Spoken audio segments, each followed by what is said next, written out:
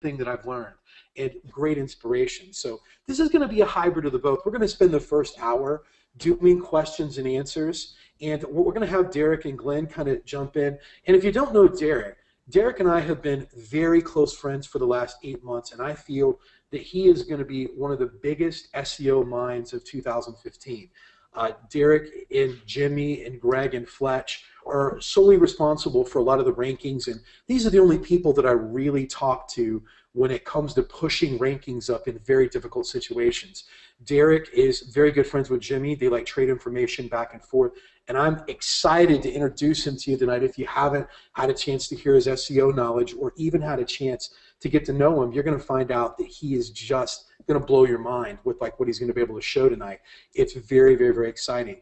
Glenn also is a fast up-and-comer. I've like had a chance to get to talk to Glenn over the last week, and what an amazing sales mind he is. He's a lot like myself. He's fearless, and he has also had a lot of experience with YP.com. We're going to get into a little bit of that in the second hour, and his sales expertise is going to come in huge with this webinar. So what we're going to do is, if you can start typing your questions in the chat box, what we'll do is have Derek and Glenn, whichever one of those, read off your questions. And what we'll do is we'll get into anything, whether it's any client-based thing or any SEO. We're going to cover any topic tonight, whether you've got a client question, a pricing question, anything like that. We want to be able to answer it for you, and you walk away with it. So I'll let Derek just kind of take away and read off some of the questions, and we'll just go from there. Are you there, Derek? Yeah, and I'm not really seeing too many questions right now. They just want to know how to get more clients, and so you wanted to go into maybe just start with that, or here we go. We have a question from Michael. It says, "Hi, Cotton. Thank you for your webinar. I know that getting clients is very important, but to tell you the truth, I'm more worried about knowing the trade SEO service than getting clients." Okay, we're going to go into that a little bit later, but we're going to focus more on this. If you got any specific questions here, right here we have one from God, I wish I could see his name right. MAKSYM. Buying business Google reviews on Fiverr, good practice or not? You know what? I'm going to let Derek answer that question. I haven't had a lot of experience with this. Derek, what do you say? Sorry, SEO services on Fiverr, you said? No, buying Google business reviews on Fiverr. Is that a good idea or not? You can use it very sparingly. You can use it to maybe use 1 or 2, but I wouldn't do more than 5 or 6 because you're not going to get the local IPs you want when you're trying to rank locally. Mm-hmm. So if you're going to get reviews from India or other different IP addresses, it's not going to look good, and if you won't pass a manual review, so you'll start losing some of those reviews. So you might just end up doing more harm than good. So. Okay, so that's a good point right there. You're basically saying that a lot of these reviews on Fiverr are like coming from foreign IPs, and if you have too many foreign IPs, that's going to actually work against you for your Google reviews. You want more local IPs, and Google's actually looking at that, is what you're saying that you found. Yeah, so it's better to invest in training your clients to have a system so they can collect reviews a lot easier. Mm-hmm. In other words, to set up a kiosk. Yeah, so you just really want them to get to about 5 reviews, because then they get the star underneath their business name in the listing, mm-hmm. and that's there's a little bit of a jump that way. So great. Okay, and have you found any questions yet, Derek, or do you want me to just continue? Oh, there's just flowing in here. Okay, just go ahead and start wherever you want.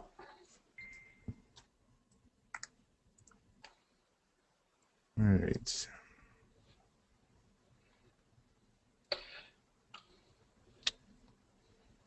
You want to answer this one for $19 splitting offer? I'm not seeing what you're reading. You're gonna have to read it off, and then Chris I Smith can answer it. Okay. Says for $19 to Discovery Forum. Great. Well, it's pretty simple. When you do SEO splitting, and if you've studied what I've talked about, it is, I'll just go ahead and go over that for those of you that aren't familiar with it. What it is that SEO has a lot of different services. It's all encompassed into one. What we're doing is we're splitting apart one particular small service, and we're offering it at an irresistible price. So it's easy to make a decision. $20, or $38 for a 2-pack is non-threatening. It's something that people have on their pocket. They might be able to pay you right on the spot and become a client. Once someone is a particular client, their whole mindset changes, and kind of like the walls of trust drop. And now you're able to, once you deliver an optimized Facebook business page, Google Plus page, Yelp page, or anything else, now once you deliver it to them, and I would deliver it to them in person if you're able to. If not, you can just send the link over to them, tell them it's ready, and tell them that you have, if you like to discuss, what you've accomplished for it with them. And then at that point in time, you would then ask them or transition into selling them search engine optimization. Once that come about, if they're interested in that, then you would basically just say, look, for me to get a very good idea of what we can do for you, if you could fill this out for me, then we can go ahead and we can get you a video or an analysis of what we can do for you. Remember, if they do the video, you're already going to have a lot of information on them, or you can take a lot of that information for when you did the business pages for them. However you feel comfortable, you can either get it up front when you're doing the $19 business optimized page, or you can get it on the back end. It's whatever you feel comfortable with. There's really no right answer with that. All right. Lisa wants to know, how do you set your price for SEO? Is it based on the number of keywords? Absolutely not. Pricing to me is based on a number of different pillars. You have, and it's so hard to explain because each client is very different. The only person that's really going to know the right sweet spot of pricing is you, and the person that's actually dealing and talking with the client. The reason is if I'm dealing with someone that's a dentist, it's a cosmetic dentist, I'm pretty much going to do enough research to know the price value of each client that's worth for a cosmetic dentist. So look at it like this. It's based on region. If you live in a town that's really only going to get 200 or 300 searches for that, and you know that they're only going to be making $2,500 for cosmetic dentistry, or maybe $4,000, then you're going to get a price range of knowing exactly what to charge them. And I do that by lost revenue, if you've ever seen it before. So I basically take the search volume, the amount that they're going to receive per client, and what I basically do is for easy math, let's just say that there's 1,000 searches in a particular area.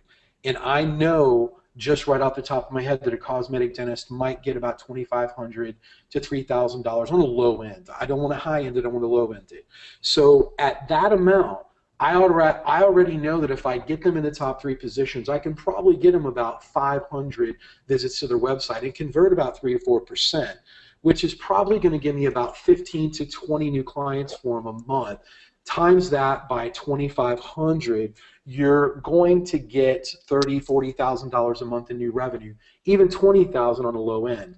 That right there is a client that you could easily charge anywhere from $3,000 to $5,000 based on the lost revenue of where they're at, because their competition's getting that right now.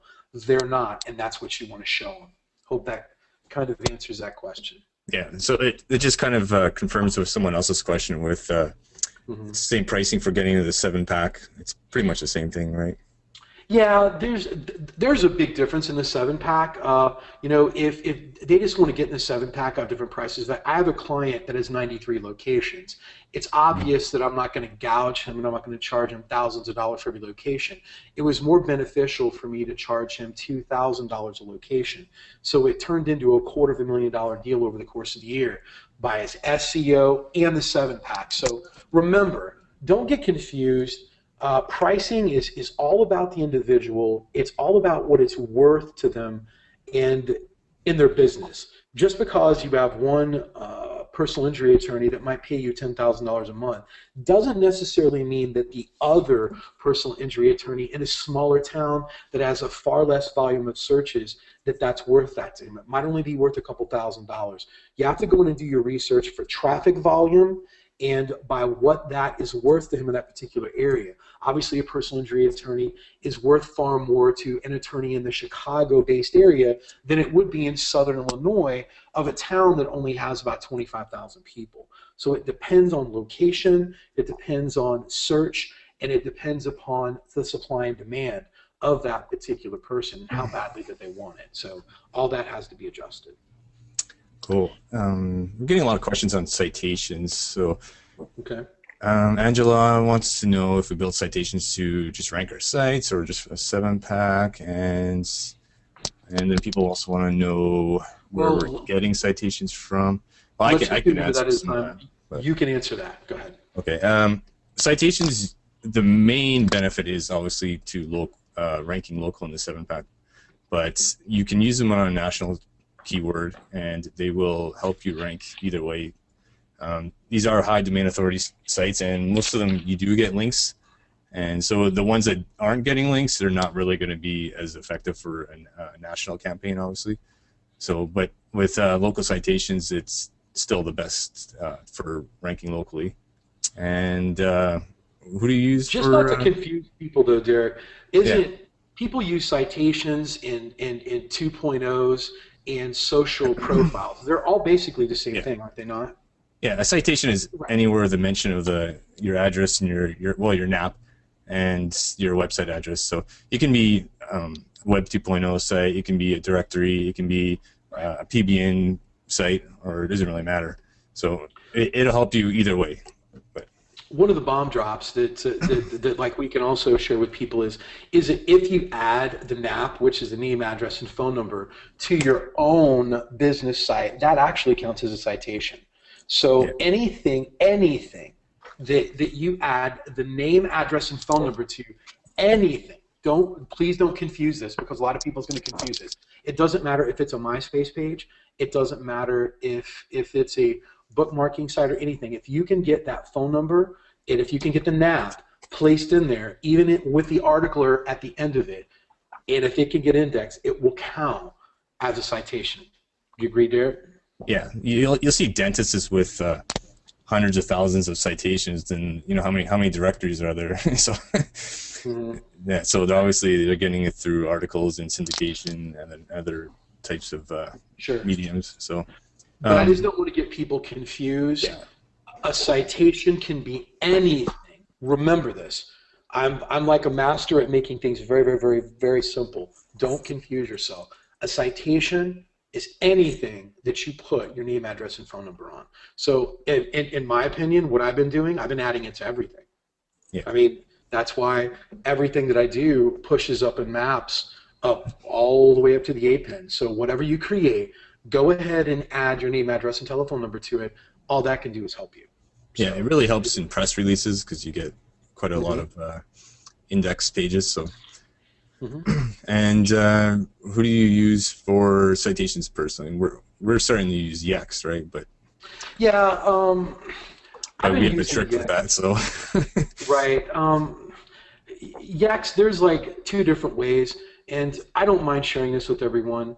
Yes. Qzx has a reseller option to where you can go in and for $350 you can become a Qzx reseller. So in other words, what they're going to do is they're basically going to send you through a little course. You have to watch, I don't know, like an hour's worth of videos. In other words, you watch a 30-second video, then you answer a couple questions afterwards, and then you become Qzx certified. It's $350, and at this point, you're able to get 2 different options with Qzx. You can either do the all-in-one, which is $500, or I believe it's $600, and they will do a suppression. So in other words, they will go out and they'll suppress or delete or 301 all the duplicates back into the main one, so it doesn't hurt you. Or you can do a monthly option, which you can start Qzx accounts for as low as $35 a month or $50 a month. But what Derek and I have discovered is once you go in and you create a Qzx account for your client, and only do the $35 a month, they will create all the citations for you in 2 or 3 weeks. Then what we do is we cancel the subscription. The citations still stay up. So you're able to get your citations done from Yext for $35 if you do it that way. So the actual citations are claimable by the business. That's all, or someone else if you you leave them like that. So what else we got? Great. Lisa asked a question here. She said, on cottongrammar.com, you have different pages targeting different cities with the same layout. Is there a trick to avoiding duplication? Anything, Panda does not penalize for geographically tagged pages. So in other words, anything that is local or that has a city name or a state name in it is not bound by the rules of Panda. There can be duplicate content. So that's why you can continue to use the same content over and over again. For instance, if you want to do, Chicago SEO, Memphis SEO, New Orleans SEO, Los Angeles SEO, Phoenix SEO, you can use all of the same content on all of those sites and build those pages out, and you're not going to be penalized by Panda. Yep. So do we do citations by hand? No, we've all personally used software. Yeah, we use Yext, or I'm going to be honest with you guys. If you search around hard enough, you can find these on Fiverr. Also, people people do them on Fiverr for $5. They'll do 25, 30 at a time, and it's you just have to be careful with Fiverr, because sometimes you're getting. I thought they can give you 100 citations, and you have to make sure of the quality of where they're coming from. Because you can get citations that are completely irrelevant to your actual business, and you might be a dentistry, and then you're getting citations for dog training directory or something, because they don't really care where they put them. So well, if you're serious about providing it too, I have a VA overseas in Philippines that does them for me for $1 a piece, so I end up getting 85 of them done in a day for $85.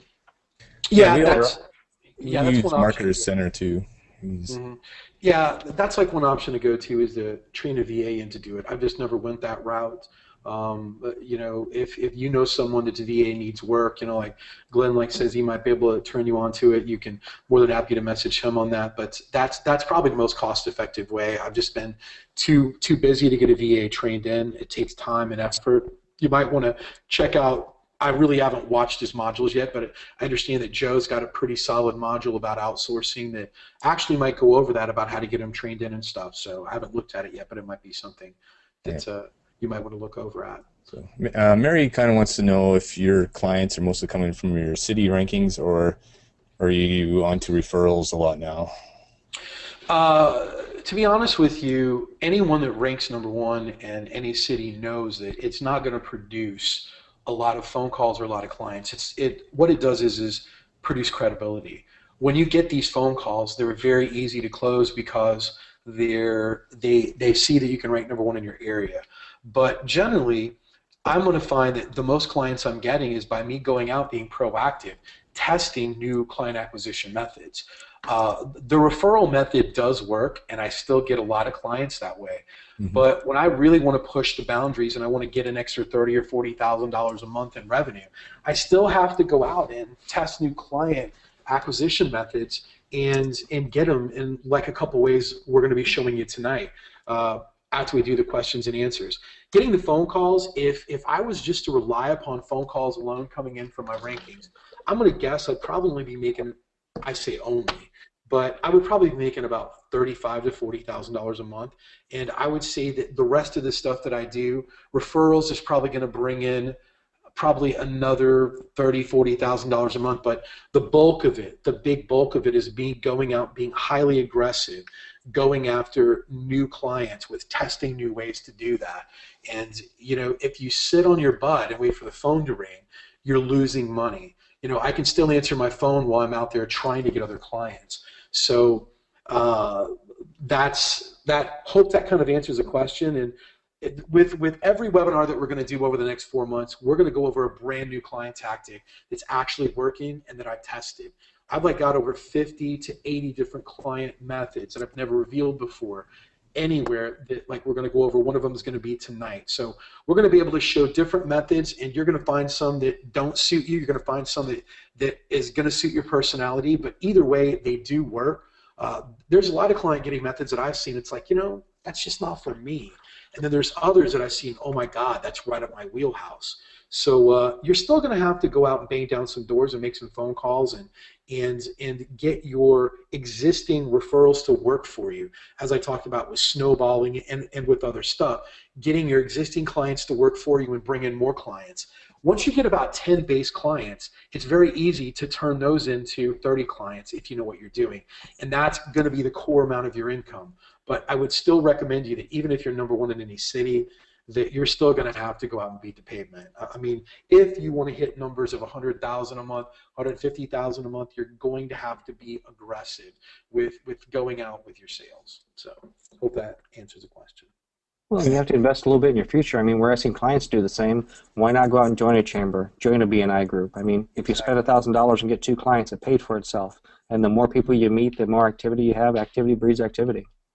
Right. I just look at the phone calls that I get in from my rankings as kind of gifts, and the other stuff I've got to go out and kind of earn.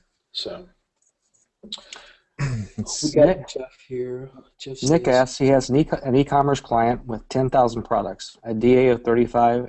The site's 14 years old, and the sales have gone from 25 a day to 5, or 25 sales a day to 5 a week. How does he tackle this? Could you repeat the question again? Yeah, Nick has an e-commerce client, 10,000 products, a DA of 35, and the URL is 14 years old. The sales have gone from 25 sales a day to 5 sales a week. Has he lost, is it from rankings or traffic? Or? Right. We're going to need a little bit more information on that. I mean, if it's holding the same ranking and losing it, that's a whole different thing. But if it's lost ranking and how does he get it back up there? It depends on where he's at. I mean, obviously, we all know how to push the site up if it's a ranking issue about traffic, or there's a lot of different things. So we would need some more information on that. If he wants to type in a little bit more detail into the chat box, we can like come back to the question here. Sounds like he needs a detox if he lost the rankings. So. Right. So are you? Also, Scott, go ahead. I'm sorry. Sorry. Just with the clients, Greg here wants to know: are you baiting clients with low prices before you hit them up with $3,000 to $4,000 a month? I particularly don't, and the reason that I created SEO splitting was mainly for those people that aren't comfortable with selling high-ticket items. I'm very comfortable selling high-ticket items. If I've got a sales staff, like for instance, I'm like getting ready to do a couple conventions, and I'm actually not going to be at the conventions. I'm going to have hired staff that is going to be gathering up these leads that are going to be at $19, that people that bought the $19 stuff. It's for people that are novices at sales. And I'm not saying that this won't work if you're great at sales, but I have no issue laying down a $7,000 a month price tag on someone. It's what I'm worth. It's the value that I'm going to bring them over the course of the year. If I can show on paper that ranking them is going to bring them $1 million a year, and they're going to complain about $7,000 a month, it's not a good client. One of the things that I want everyone to understand is as in any personal relationship you have, not every client is meant to be a good relationship for you. I think the biggest problem when you're going out and acquiring clients is it's much like dating. You're not going to be married to every girl that you go out with, or every person. Or there's going to be some friendships, there's going to be some relationships, and there's going to be some that you're going to have to run away from. And that's no different with clients. One of the big things that I want you to understand is never get attached to the outcome of a sale. That is rule number one. Never get attached to the outcome of a sale. So what happens is if you automatically feel that there's something wrong or something uncomfortable, they're asking for more than what you're willing to give, or they're like, oh my God, this is so high, and they can't see the value that you can bring them, they're not the right candidate. Because what's going to happen is if you're desperate, you're going to end up taking them, they're going to run you ragged, and they're going to stop you from getting more business. And I'm not sure that many of you have heard the story of why I had to fire a $17,000 a month client. They were literally taking up 80% of my time. And when you get clients like that, you got to cut them loose. And I was able to triple my income after I let him go because he was consuming too much time. So I don't bait anyone, and I have a minimum of $4,000 a month that I like to do with all my clients. That might not be the right kind of price point for everyone starting out, or you might not feel comfortable doing that.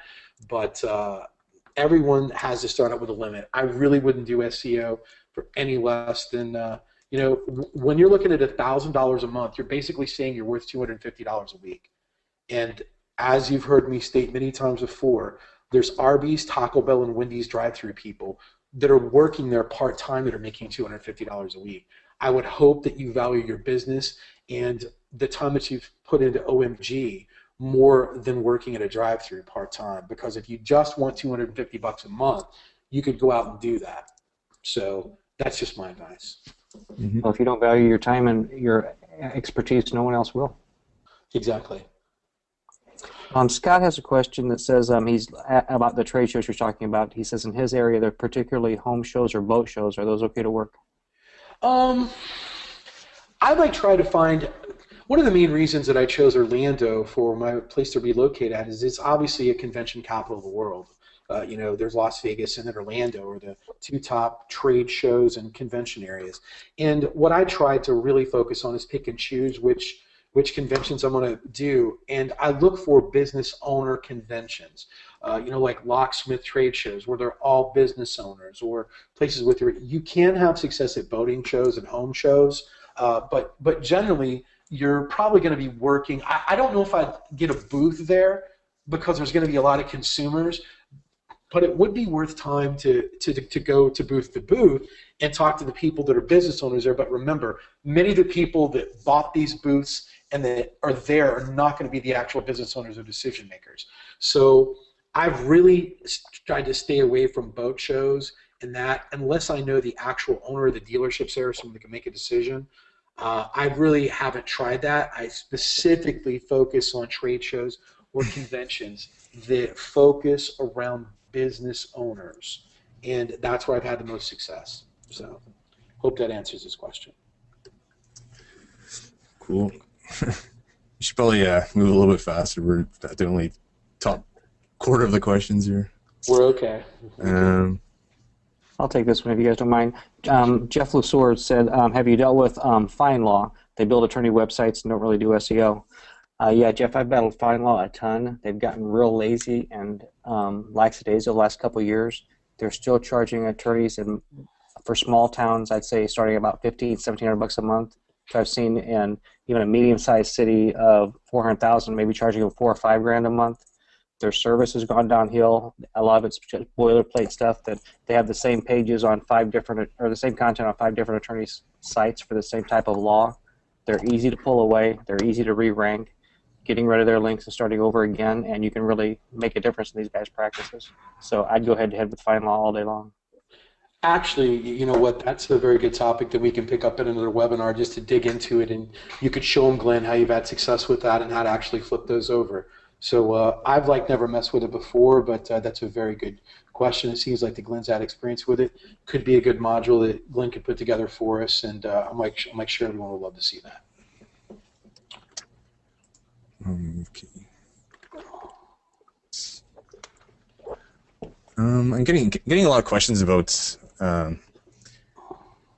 they're ranking on page 1 in the maps, but they're not number 1, and but they have more citations than the top competitor. They want to know what they can do. So what people really have to need to know is citations are just one piece of the pie for ranking in the maps. That's the map pack is actually it's called the blended pack, and the number 1 ranking factor in the blended pack is your organic ranking. So if you're not ranking organically, you have to rank. You have to boost your organic ranking plus your map rating or ranking, and then when they combine, that becomes the blended, and that's how you can beat your number 1 competitor. Because usually the top 3 positions in the blended pack are purely organic ranking, and then the leftovers are usually just from maps. So you have to have a combination of organic plus map ranking. So then, just to kind of simplify that, basically you really just need to work on your main site for the map, get that ranking higher, and that's actually going to help your map ranking, which is the blended path. So what like Derek basically told you guys to go out and do is, if you're having problems, you have more citations than your competitor does, it's probably that your current website isn't ranking well enough, or doesn't have enough DA to it, or isn't trusted enough with Google. Work on that, build that up, get that high ranking, and that should automatically boost you up and give you a bump in the 7-pack. So if you don't really know where you are organically because you're in the blended pack, say you're there at the bottom, you can actually go to AOL.com, and because the AOL uses Google's engine, but there's no localized data, so there's no maps and stuff, and you can search your main keyword there, and you can actually find out what you are purely organic. And so that's how you can kind of diagnose why you're not ranking properly. So you can see who's ranking organically and who's ranking just purely maps. So then when you blend together, that's how you get into the 7-pack. So that's a very good tip. I'm just going to go over what Derek just said. If you ever want to really look at the organic rankings before, and you don't want to go into incognito mode or anything before, Derek kind of showed me this trick a couple months ago, where you bring up AOL search, and AOL search actually pulls off Google without all the maps and all the other stuff. So you can bring up the true organic rankings without you clearing out your cache, or without you going into incognito mode or clicking on the world icon, to get off the local. And well, it also won't serve results based on your IP address. So it's right. So I've always used that. Once like Derek showed that to me and made that aware of me, that's like what I use to look at true organic rankings, or where to find out, or if you're worried about, am I really looking at the right ranking and you're in a local area or not, just go to AOL search, type in your keyword. That will be the true organic ranking in Google. So, all right. Next questions. Phil McDonald asked, other than using LeadBoss and YP, do you send emails to initiate for clients? Do you use the phone, Skype? What do you say? He says, I live in Malaysia, and I'm going to try and get clients in the U.S. That's a loaded question. You do everything. When you first start out, I would do everything to get it going. You can send out emails, you can do Skype, you can do LinkedIn. There's a number of different ways to get clients. You have to pick and choose one, and you got to stick with it, especially something that's known and proven to work. If I was in Malaysia and I was trying to get clients in the United States, I would first want to work on my rankings to prove to someone that I can, because what you're going to run into is credibility issues. When they ask where you're located at, the next thing they're going to ask is, why should I do business with you? And if you don't have enough referrals or enough testimonials in LinkedIn that you can prove that you've done great business, or you don't have any rankings to show, and you're not in that particular country, I think it'd be very difficult, but not impossible. I would just send out emails, and tonight I think that what we're going to be able to show you with YP.com, with what Glenn's going to show you, and one other hack that I'm going to show you with it, I think that would be a fantastic way for you to get started. And we'll go over that a little bit later.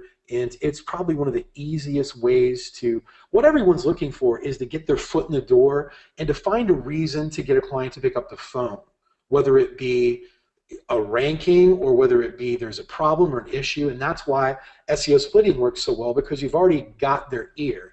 I believe that after you see what we're going to show you with the YP stuff, you're going to have a reason to get the business owner on the phone, and they're going to call you back. And that's the hardest part. And what I find what most beginners find most difficult is, Cotton, how do I approach the business owner and how do I get them to respond to me? We're going to show you a tactic tonight that should work very, very, very easy for you in getting that to happen. All right. Someone got a question?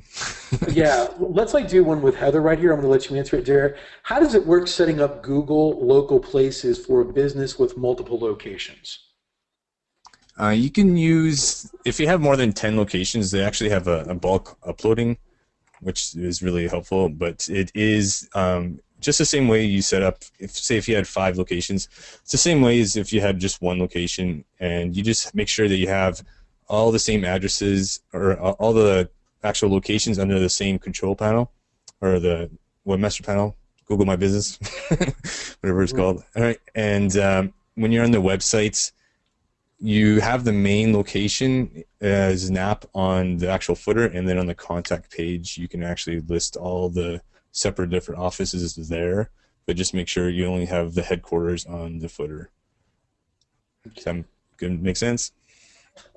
That sounds like a good enough answer for me. We're going to go to Todd's question, a branding question. Is it better to go with, for my city SEO, a branded name? Example, Ultimate SEO, or personal name? Example, cottongrammar.com. It says, I have an age domain for my personal name that I bought 8 years ago, and I haven't done a lot with it, although it does have some metrics. And he wants to know what we would recommend. Are there any pros and cons of using your own name to brand that we would need to consider? I'll answer it, and then I'll let one of you two answer it also. I think they're both good, and I'm going to be honest with you, cottongrammar.com is an accident. I was trying to rank 3 different sites, Resilient Solution and cottongrammar.com. I did one way, one another way, and cottongrammar.com ended up sticking and was the right way to rank things. And Resilient Solution is still doing very well. But as you can see, there's no really right or wrong answer. It's kind of how you do the SEO and what you feel comfortable with. Obviously, I just don't think you can go wrong with it, unless you're doing something that you've got a domain that is like purple shoes and you're trying to rank it for SEO. Obviously, it doesn't make sense. So if you can use branded names that mean absolutely nothing, that could fit with any type of business or your own personal name, I think it's a personal preference. It's just whatever site's got the most trust flow, it's got the most DA, and whatever's going to suit you the best. What's your answer, Glenn? I would do multiple things. I mean, I've always built multiple sites, whether it be the name of my company, something with some SEO, web development in them. I mean, I probably had 15 sites working back in Nebraska before I moved out here, and I'm doing the same thing out here in California. So the more avenues that lead to you, the better. Great. Derek, what do you say? I've always gone with brandability, something that's easier to remember and looks good on a business card too, so you got to think about that. So True. Domain authority and all that is just, you can all start out from brand new. So one of the main things that you want to do also is, if you ever want to sell your agency, it's going to be real hard to sell Cotton Grammar. Yeah. I mean, Cotton Grammar's me, but if I ever wanted to sell my agency and I got it up to, a $5 or $6 million a month agency, I could sell Resilient Solution, but it's real hard to sell Cotton Grammar because obviously I checked, there's just one Cotton Grammar, so it's almost going to be a worthless domain. So that might be something to look at also. Don says, if you're setting up your own SEO site, do you set up 2.0 pages, LinkedIn, YouTube, Twitter, Facebook, etc., as your brand name or your personal name? That depends on what the name of your website is. If your website name is like assimilation.com, then obviously I would do branded on all those 2.0s. For assimilation, there's no point of using your name on it. Obviously, with cottongrammar.com, I would use my name because that's the brand name. So hopefully that helps. We got Victoria here.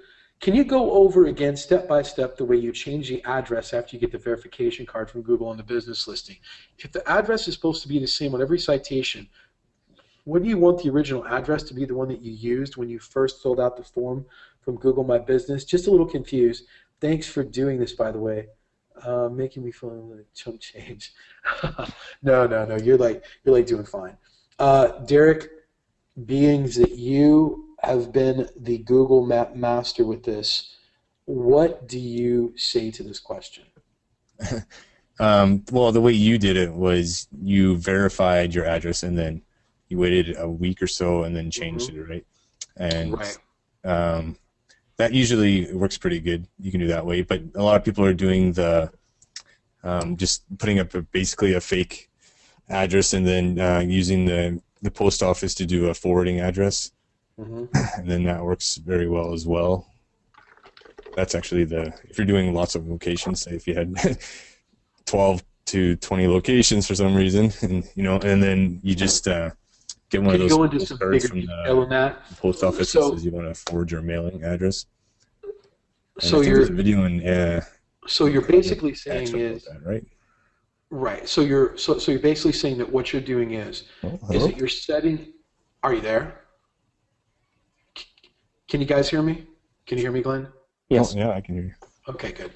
So what you're basically saying, Derek, is if you could go over that a little bit more detailed so they know it. So what you're saying is to set up a fake business address and have that forwarded over from the post office to your home address. So how would you go about finding a fake address?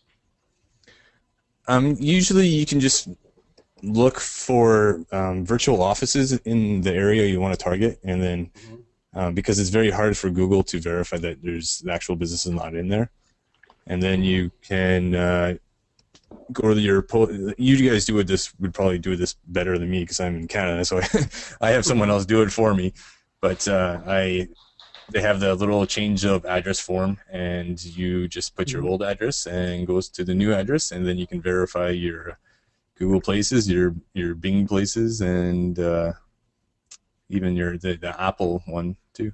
Cool. Right. Apple Connect. Just to kind of clarify what this is, what we've kind of done It's before semi-black hat. right, this is not, I mean, we're just going to show you how to get around it, but I don't encourage you to do this. This is not what Maps is for. But if you've really got to do a fake address, you can look around your local area or a particular area where there's a shopping mall that has a location that's open, and basically sign up that Google Places for that particular location. Then you would put in a change of address back to your current house. So whenever you got the postcard, it would forward back over to your house and you could verify it. Yeah. The main method came out from people doing service business areas, and people like roofers and plumbers, because essentially they would have hundreds of fake locations around the city, and basically anyone you phoned would be them. So right. I've seen pictures of one plumber who had over 1,000 different fake locations, and he had just had all the postcards piled up in a big garbage bag. Sure. Absolutely. Yeah. So it can but be it's done. better to just send to a friend if you have someone there. Or it's easiest. Sure. Obviously. We have a question from Bob Felty. It says, what are your thoughts on changing a customer's website for SEO or building a website you control? Yeah. What are your thoughts on changing a customer's website for SEO or building a website you control? Not sure I understand the question, Bob. If you want to type the question back in with a little bit more detail, we can get back to you. Zenith Rose, could you give some suggestions for training your clients to get reviews? Well, there's one way you can do it is you can. It's totally forbidden with Yelp or Google Plus. Also, it's in their terms of service is to have a kiosk in the store, and that's what they don't want you to do. But that's what people do. I have a client right now that has 93 locations, and I got them to buy 93 iPads. And what they're doing is they're not doing every customer. They're doing about a review or 2 reviews every other day to make it look like they're dripping in. They're not going out and just hammering 10 a day. But I do know that with Yelp that there's problems with reviews sticking. Google Plus is a little bit easier to do, but I wouldn't go gung-ho with it and tell the business owner, hey, look, let's go for 25 today, 25 tomorrow, and it just drops off. It's with anything else, like building links or with anything else, be very moderate and be very sporadic. Don't go crazy with it. But that is suggestions of training your clients to give you, or let me make sure that I'm understanding his questions right, to train my clients to get me reviews. And the only way that I get reviews is through LinkedIn, and they're all from OMGers. So remember, you've got almost 2,000 people in OMG that own businesses. They're going to give you reviews. So just trade reviews from inside of OMG to LinkedIn, if that's what you're talking about. I wanted to cover both ends of the spectrum of the question. We have Frank here. It says, also, how do I send links to my citations as per Greg's mention? I have a telecom company selling VIOP phone systems, Avaya, AT&T, Verizon, that dominate the search, and they are taking business away from me. How do I send links to my citations as per Greg's mention? You know, if you can give me a little bit more information on that, you send citations by, by just linking back to your own website. So it's kind of self-explanatory. Frank, if you can put some more detail in the question, we can get back to it. So setting up my business page for a client, even though I've set up a couple others with no problem, this time I'm not seeing anywhere to request verification postcard. The client, did have another guy doing his SEO previously who started the verification process, but the client never got the postcard and verified. So have you ever seen an instance to where you did not have the option to request a postcard? Am I missing something? Have you ever seen or heard this, Derek?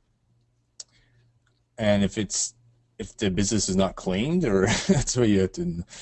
If you put the phone number into the maps, you can usually tell if it has any pre-existing place pages or Google My Business pages, and then also if it has any duplicates. So it sounds like you should be able to. I'd have to actually see the actual circumstances of why I would not be doing that, but. You know what, Jeff? Why don't you do this so we can better understand it? If you want to reach out to me and just send me a personal message, we'll look into it a little bit better for you. Tom says, when you get a local client, what is your typical game plan? Citations, domain authority, stacking, PBN links? You just listed all of them. You just answered my question, all in the same question. And same Ted, my buddy, my buddy Ted, who is in Cincinnati. I'm sorry that he's a Reds fan and the Cardinals whip up on him every year. How often does it generally take to sell a client? How many phone calls? Glenn, as many as it takes. Here's what you have to understand is what you don't want to do is spin your wheels getting clients. It's almost like, how many times do I ask this girl out and I keep getting turned down? You have to use your common sense, and you have to know, is it a big fish? I mean, is this going to bring you in $250,000 over the next year? Or are we talking about a deal that's only $500 a month and they can't afford you? It's all time in and expenditure, and if it's worth the energy of what you're doing. So there really is no right answer to that.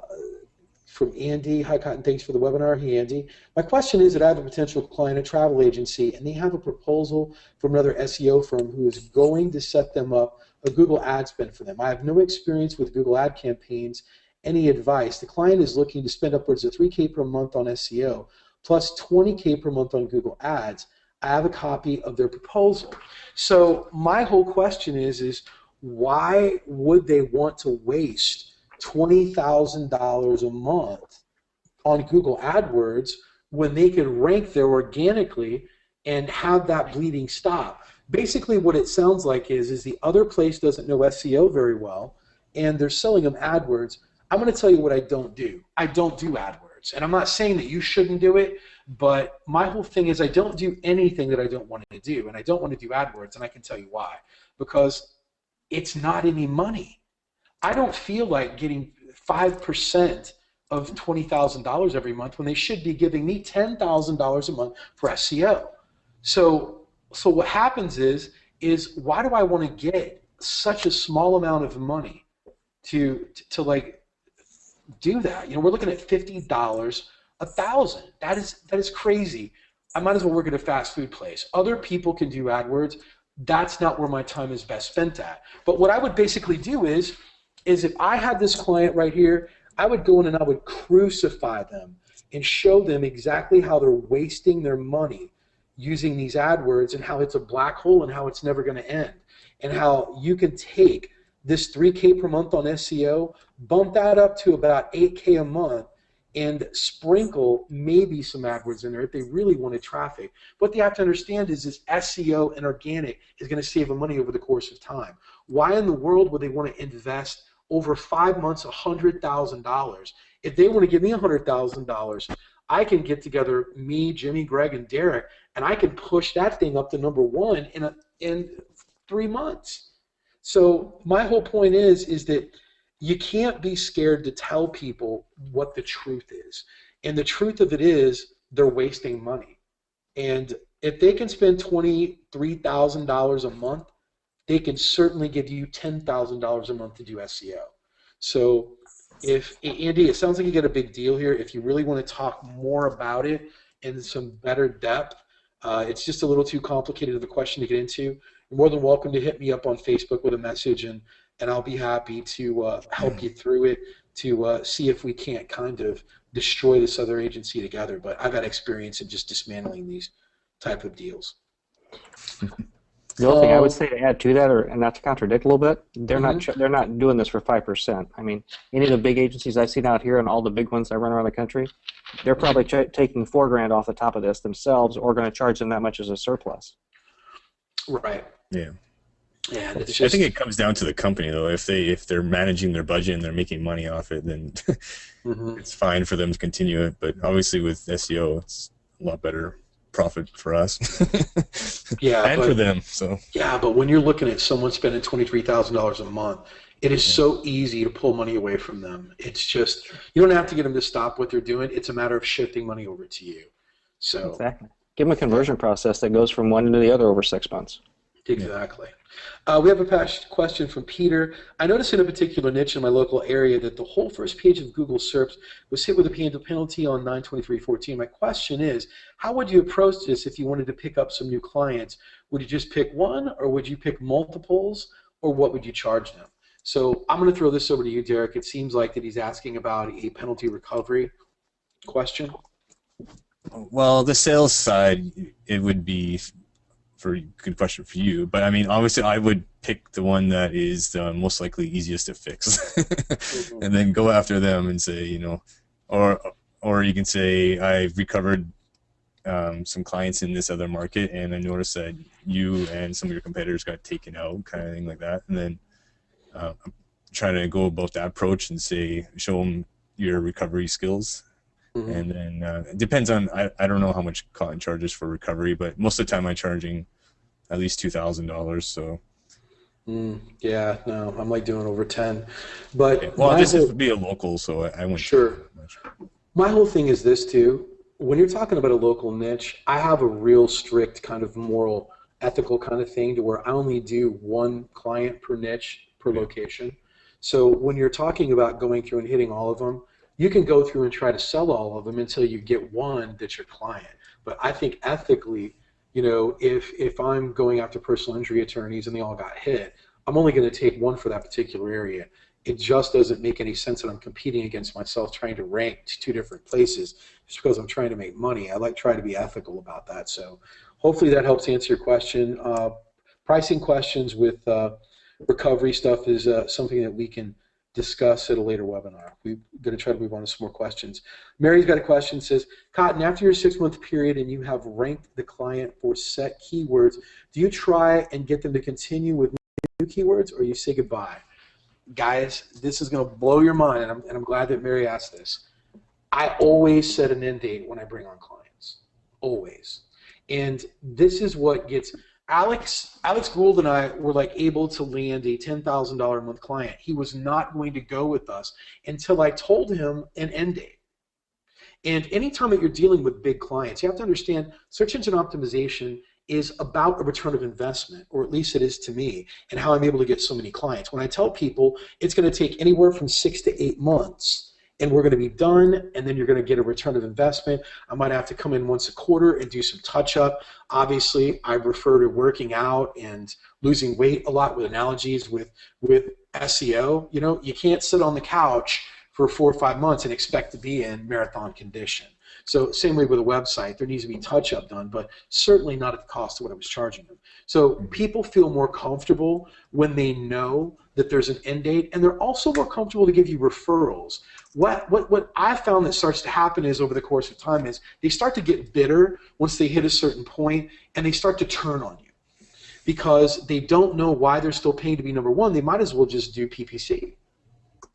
So I always, and it's just my philosophy, different people can have different opinions, I never keep a client depending on how strong it is. If it's a strong national keyword that might take 10 to 12 months, that's exactly what I'll tell them. If it's a local client, I always say 6 to 7 months, but that I always let clients go, always. So my income fluctuates. I always lose anywhere from $20,000 to $45,000 worth of revenue every month and replace it with sometimes $40,000 to $50,000 a month in new clients and referrals. So, and then when I want to make leaps and jumps, then I have to go out and even sell more, and I might have a $60,000, $70,000 a month to make even more than what I'm making now. So there's always clients leaving and going, but there's always all the clients that are happy, and I still reach out to them, no different than if you have a list, and try to get referrals off of them on a monthly basis. And generally, I found that when I let a client go, that they're most happy about giving me referrals on month 7th, 8th, and 9 when they're not paying me than they are while they're paying me. So I hope that answers your question. Bob says, do you have a system or checklist that you could use to optimize social platforms, Google Plus, that you use, or is this possible to have access to it? That I use to optimize? I just set it up.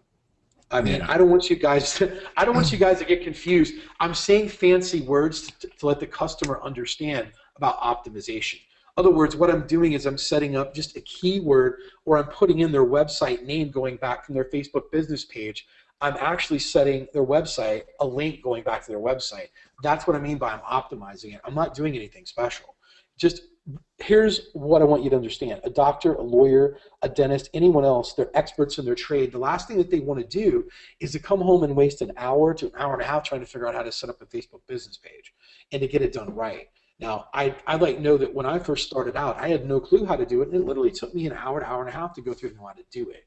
So look at it that way. These guys are professionals. It's worth $20 to them to get it done right and not mess with it, spend time with your family, eat, watch a football game or something else, versus trying to learn something that they really have no interest in learning.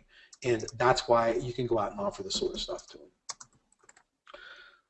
So from Greg, are you seeing them in person when you asked for $4,000 a month?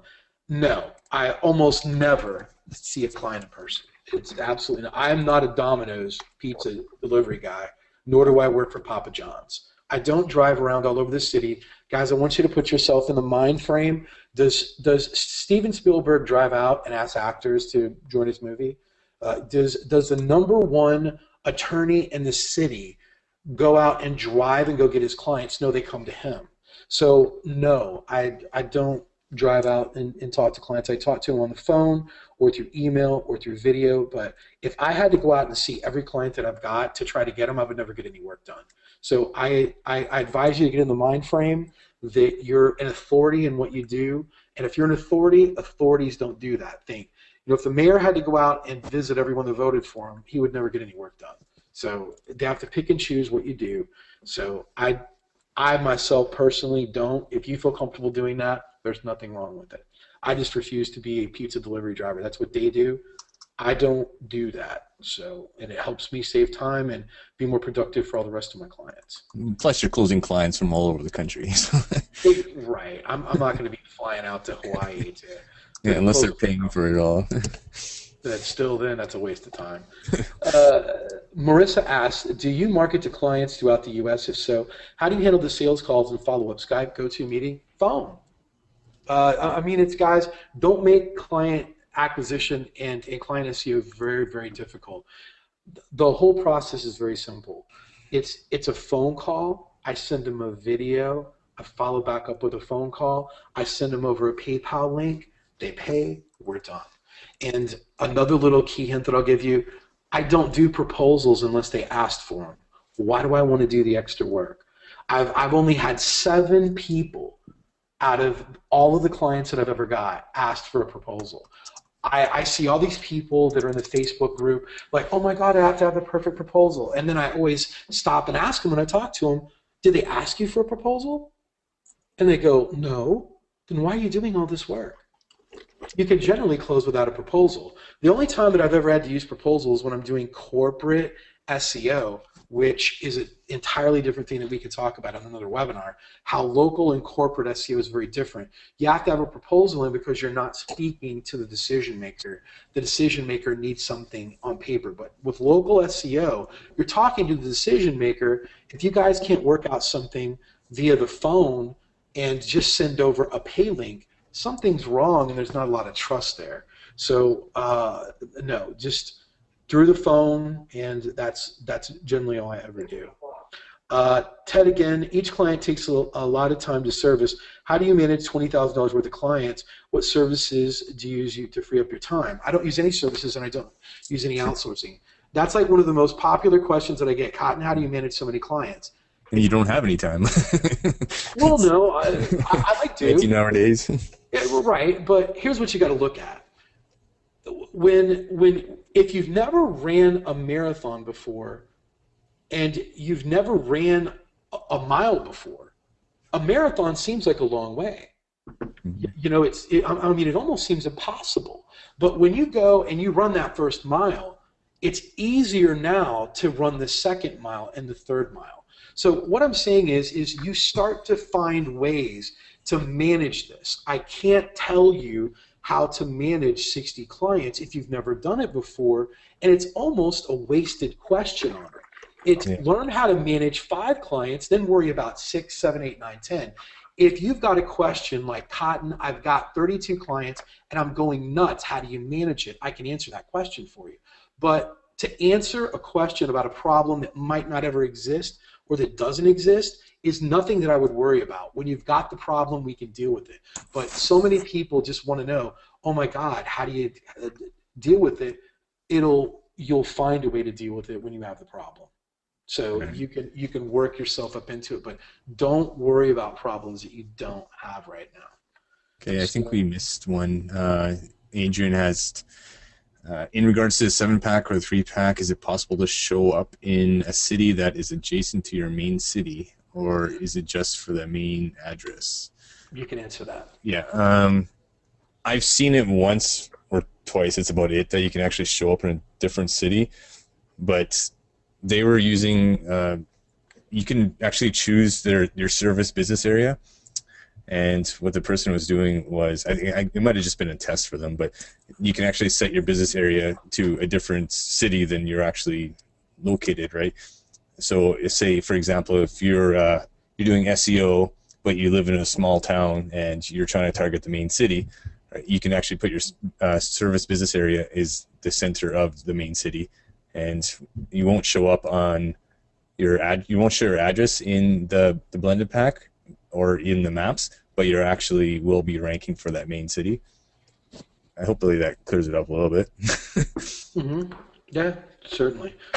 But the bigger your service area gets, the more diluted your ranking gets. So usually I have it set to about 20 miles from where you want to target, and then that's going to help focus it down. But I've seen people where say, well, say I'm in Minneapolis, and then it's the Twin Cities, and so you got like little towns around it, and so they set the service area to about 100 miles just so they cover everyone. And then they ask me, why is the pin in the middle of the lake? Because your pin is going to go in the middle of your business area that you select. So the bigger that service area is, the further it's going to go out of whack. So you want to set it, try to set it towards the core of the actual city. Mm-hmm. That sounds good. Looks like let's move down to, hey Cotton, thanks for your training. Just started out and understand. Did your first few months get client getting? Okay, we'll go to Scott. Scott Davies. Cotton, how do you pin down the customer value for your potential clients? I think we went over that in an earlier question. Search volume, which is total revenue per customer and what it's worth to them in lost revenue. So hope I answered that in a previous question. What is my starting point for an SEO clients? Ted asked, $4,000 a month. Do you guarantee a #1 ranking to a client? Never, but I do guarantee page 1. I do that. What is a 7-pack? Greg, you might want to go and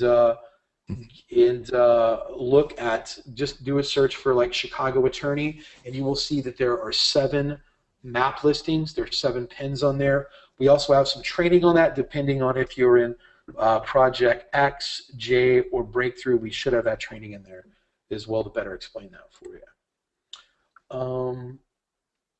Who's this Mike Long guy that's asking questions? I don't know. It's kind of annoying. Probably Mike. It's probably Mike. It says, Melaine asked, how do you deal with people when they asked how long it will take to rank number one? It's a very good question. Everything that you deal with like clients has to do with how you frame them. So Also, how comfortable you are with ranking them too. right. So I'd like never tell anyone under 6 months, no matter how easy it is. And generally, if it's a harder word or a more competitive word, let's say that I was going after personal injury attorney Chicago, I'm probably going to tell them it's going to take eight months to a year. And if I get it done faster, they're going to be happy. And if they agree to pay that amount of money for 6 months to 8 months, then they understand. So the analogy that I always use, and I'm going to keep going back to fitness and weight loss, is I always tell people, listen, your site is no different than a 75-pound man that's overweight that needs to train for a marathon. He's not going to lose the weight in 1 month, not 2 months. It's probably going to take him 3 months to safely do it. Then he's going to have to train for a marathon after that when he's never worked out before. And that's how long it takes Google to build up trust and ranking. You're not going to get it overnight. So if you don't frame them up front and set them up for that type of expectation, you're going to be in a lot of trouble. So unless they don't agree to those terms and they understand that it's going to take a minimum of 6 months to get there, but if it happens faster, then fantastic. They're probably not a good client for you. Remember, never get attached to a client. Always give them realistic expectations. If you over-deliver, it's good, but never be afraid to tell them the truth. Not everyone's a good SEO client, and getting yourself, your foot in your mouth or having a disastrous client that's bothering you every couple of weeks can be very, very, very, very stressful. It says, Don says, what's the map again? Searches, visits, conversions, new customers. Don, depending on if you're in Project J or X, there's a whole module that I actually go over with that about lost revenue. And if you want to watch that so we can get to some more questions. Jacob says, when the process of building out the customer keywords and ranking them, do you recommend us to work on the 7-packs as well as getting the phone ring faster? I don't do anything unless I'm getting paid for it. So if they've not paid me to start on the 7-pack, I'm going to rank their site. If they're paying me for the 7-pack, I'm going to get them in the 7-pack. So what I usually do though, for me personally, if they want to rank their website or again the 7-pack and they need leads just to prove that you're doing something, I would sometimes just rank like a YouTube video or something with really high DA, so it get it on the page 1 within a couple of days, and then it just kind of keeps them off your back. That's what I do personally. So, right, Derek, I'll let you answer the next questions by Pat Cranny. How does a 7-pack showing on a SERP affect the click rate on a normal organic listing outside the 7-pack? What is a 7-pack showing? It says, how does the 7-pack showing on the SERP affect the click rate of a normal organic listing outside the 7-pack? I think what he's asking is if something shows up number 1, yeah, in the click in the 7-pack, how does that affect the number 1 below it? In the 7-pack, I have all my tests haven't really come very conclusive that if the click-through rate is as big of a deal as it is in organic. So that's kind of what she's asking though, right? Yeah, well, I mean, inorganically, it's a lot more of an issue, but within the maps, it doesn't seem as big of a deal. Like, I haven't been able to get it to move with using like bots and stuff or crowd surfing kind of stuff like that. So, but it's still something you want to concentrate on. But the only thing is within the 7-pack is you don't control your titles and stuff, and so you can't really manipulate the click-through rate on that, right? Whereas in organic, you can control the title and you can say, oh yeah, check out we're number 1 service, and then you can increase your click-through rate that way. But when you're in the map pack, Google is going to rewrite your page title and change it to the business name, so it's harder to control that. You can't really optimize for that. Right. Next question we're going to jump to is my buddy Angela Langlot. Citations use the Google Plus page info, right? Absolutely. Everything You want to Can I Sure, go just ahead. correct you a little bit? You want to make sure your citations are matching what's in your dashboard, in your Google My Business dashboard, because in the Google Plus page will sometimes abbreviate what it is, and so you should always try to match what it is in the actual dashboard, because the Google Plus will say, if you put Avenue in the dashboard, it'll actually change it to AVE in your Google Plus profile. So if you just want to make sure that you have your website and the dashboard matching exactly, and then Google tries to save space by abbreviating the whole thing. So some people don't notice that. Yeah, guys, just to let you know, we're getting a lot of question. What is a 7-pack? It's you need to go back and if you're just starting out, it is the map listing. It's the 7 map listings on the beginning of a page. We have modules that go over that. We're not trying to be rude and skipping past your questions, but we have a lot of other people that are trying to ask questions. The other question is back to the Fiverr review question. If a local IP is used to leave the review, is there anything to worry about? Yes. It's no different than SEO and putting a bunch of links out there. I wouldn't blast it with a whole bunch of reviews right away. I'd drip that out very, very slowly to make it look natural. There's not a lot of businesses that are going to get 20, 30 reviews, and then a day go by, and then they stop, and then they get some more. So be very conservative with it. Next question, Steve Highcott, I'm wondering how you get your website to rank in multiple cities without getting penalized for duplicate content. I think we went over that question. We're a little bit far behind. Search volume for pricing, Google quotation marks or AdWords to get volume, month or year. Tom, you're going to have to give us a little bit more detail on that. What is NAP? It's name, address, telephone number. And Wayne Siemens, I'm not sure if you are using PBNs to rank clients, but if you do you buy a separate network of PBNs for each client, or do you use the same network of PBNs to link? I use the same network. I rarely go out myself and buy a special network for a client and just let that sit there. That's why, no, that would be a waste of money. Unless you have the funds for, if you're building very niche specific kind of networks, then I might separate it, just because you get a little extra boost out of being in the same niche. Sure, but generally, Generally, I use the same ones. Yeah, the same here. Brian, for a new affiliate site, do you build a bunch of citations right away? Why not? Yeah. Why not? Skip, can you qualify search volume? Is that 3% conversion based on monthly search volume? Because monthly search volume can be a low number. Yes. What I like to do is to be very realistic. Let's say there's 1,000 searches. I say that I'm only going to get half that, 500.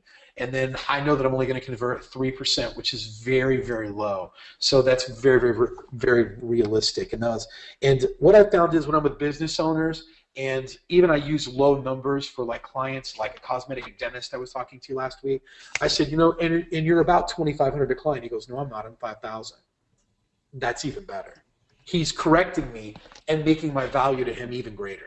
So that's why I like kind of rounding things down versus rounding them up, so they look realistic and the business owners go, wow, it's really going to be more than that. Phil, can you give an example on how to do a map citation on a random website? I don't think we have enough time to do that, and I think we've covered that in some previous modules that you can go back and look at. Wants to know what the NAP looks like on the website, basically. No, he wanted an example of us doing that on a live site. Mm-hmm. How can you see how many citations for your competition has? Go to whitespark.com and do their local citation search, and it'll show all of them right there. It's about $19 a month. Yeah. Okay. And you can check Moz as well. Moz is a free citation one. Mm-hmm. My buddy Coco. Was there a list of citations from Cotton in the OMG area? If was able to find it. It's in your OMG blueprint, and if if you don't have access to the OMG blueprint, you can email omg@omgmachines.com and get access. Anthony, I have a client that I've been able to rank in the 7-pack for 8 keywords since signing them up in October. That's great. However, I can't get them to rank in the 7-pack for a keyword city divorce lawyer where there's not even been a 7-pack, where there's not even a 7-pack listing ranking right now. I even have divorce lawyer checked on. Guys, this is a good question. I've had this asked before. Google determines where there's maps at. If there's no 7-pack there, there's nothing you can do about it. You just can't. Google will add one there if they warn it necessary to have a 7-pack listing there. But if there's not one there, just keep plugging away and keep building up the site. And if it opens up, I'm like, sure, you'll land in there. But if there isn't one for your keyword, there's nothing you can do about it. I just wouldn't worry. Can I interrupt? Sure. If there's not one, if you can interlink your Google Plus that's going to pull from that, then your map listing should pop up right underneath your other listing just by putting the HTML from each back and forth from your site to Google Plus and Google Plus back to your site. Could you explain that in better detail for them? Yeah. If you in Google Plus, you can go ahead and link all your sites together, all your social things, and it's going to give you some code that you can actually put in the header of your site, especially if it's WordPress. It's kind of like back how we used to do for the to get the picture on the sites. What the heck was it called? Authorship. Authorship, yeah. If you do the same thing that you do for authorship, you take your Gravatar and you link everything together. If there's no other people on the map, then your map listing should have a little push pin right underneath your URL or your organic listing. They'll both show up first and second. Okay. Got it. We're going to jump down to some more questions. Wayne, you don't know him, do you, Derek? Wayne Voss? Yeah, no idea. Yeah, oh, I know that guy. Yeah. He's always causing problems. Exactly. Wayne asks, so if I fill 2.0s with NAP without using any formal citation service, is it possible to rank in some pack? Yes, Wayne, it is. Very easy question. Would you, another one, would you please put the URL in the chat? What is yext.com? It's yext.com. So if one of you guys could type that in there for me to him, do you know the URL so he can get it? Angela's asking, is that monthly option for Yext only available for resellers? Yes. The monthly is only available for resellers. I think it's $3.99 or $3.49 to become a reseller. Then you'll have that option. And Sue Holland is asking what Yext is. I'm just going to go ahead and explain this very briefly because there's some people obviously that don't understand what Yext is. It's yext.com. It is basically a very expensive service. It charges $500 a month. It'll go out and build you about 65 citations. It'll help you rank in the map listings. Generally, almost every business that doesn't understand SEO goes out and buys Yext. So they're going to have these core 60 in there already. What I've had success with is not using Yext or using Yext with sprinkling in other stuff that's worked quite well. So if you want to check it out, it's yext.com. It's $500 a month. They do have a reseller program. I believe it's $350 or $400.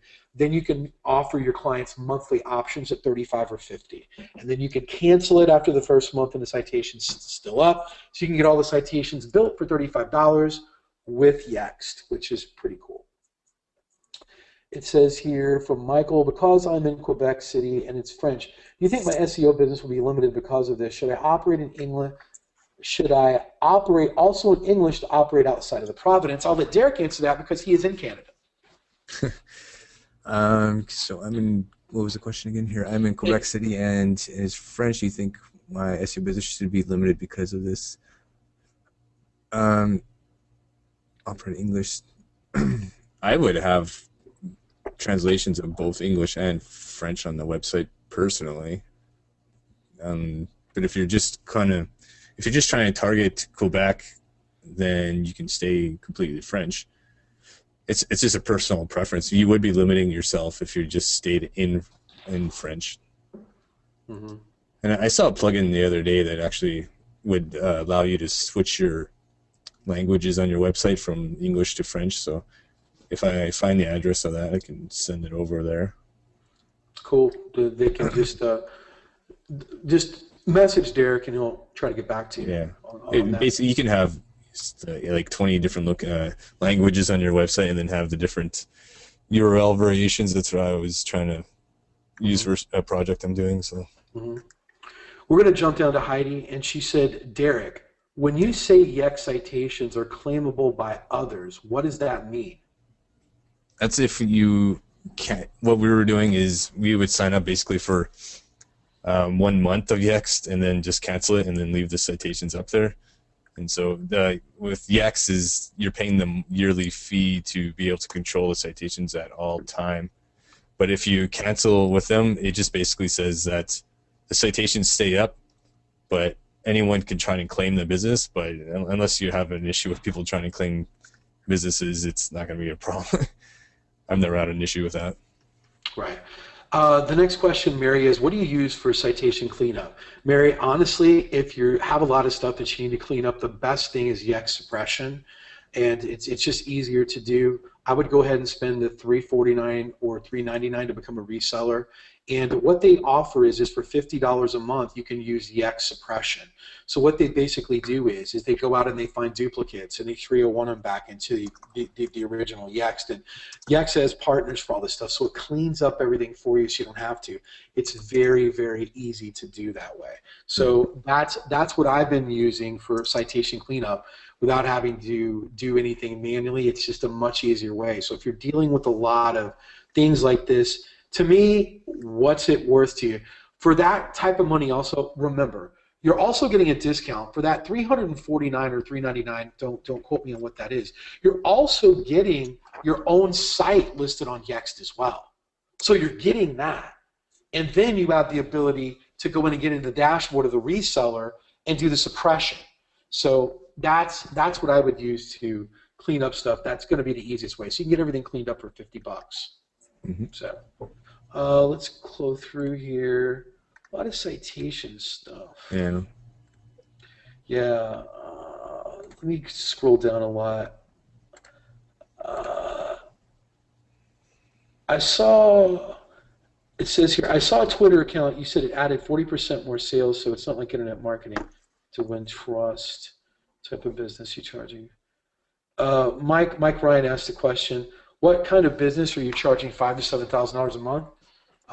Businesses that get clients that are higher than $5,000 to $7,000 a month. It could be a fencer, could be a cosmetic dentist, doctor, lawyer, surgeon. You would want to go out and look for specific niches that have a very high ticket item. These, you could even go out for large, kind of moving and excavation equipment that is $250,000, tractors, anything like this, a tractor, anything that has a very high ticket item, you can do that. Or it can even be high volume. I've worked with plumbers and HVAC guys in different areas that worked in like LA or Dallas that spent 50, 60 grand a month on internet marketing, whether it be SEO, SEM, or a combination thereof. Great. We're going to answer a couple more questions, and then we're going to get right back into we're going to break out the assimilation part of the webinar and go over the brand new stuff that we were talking about. It says, Cotton, I'm way down towards the bottom here, so I don't expect you guys to follow me. How can you tell if a site has received a penalty? Derek, do you want to take that one?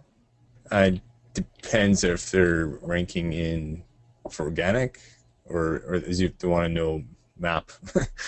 There's two different things. So organically, it's the easiest way to tell is loss of rankings, right? So same way with in maps, if you're losing all your rankings and basically all your traffic's gone, and then you're gonna have to start figuring out if it's a penalty or not. And with maps, there's lots of different ways to figure out if there's a penalty, but most common penalty I see on maps is having duplicate locations.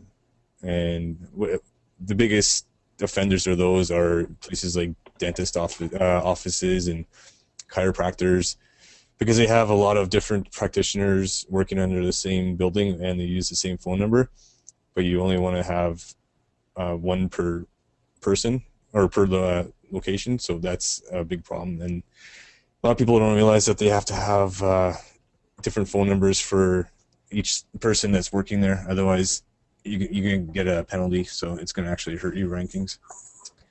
And for organic, you're best to ask me when you see it.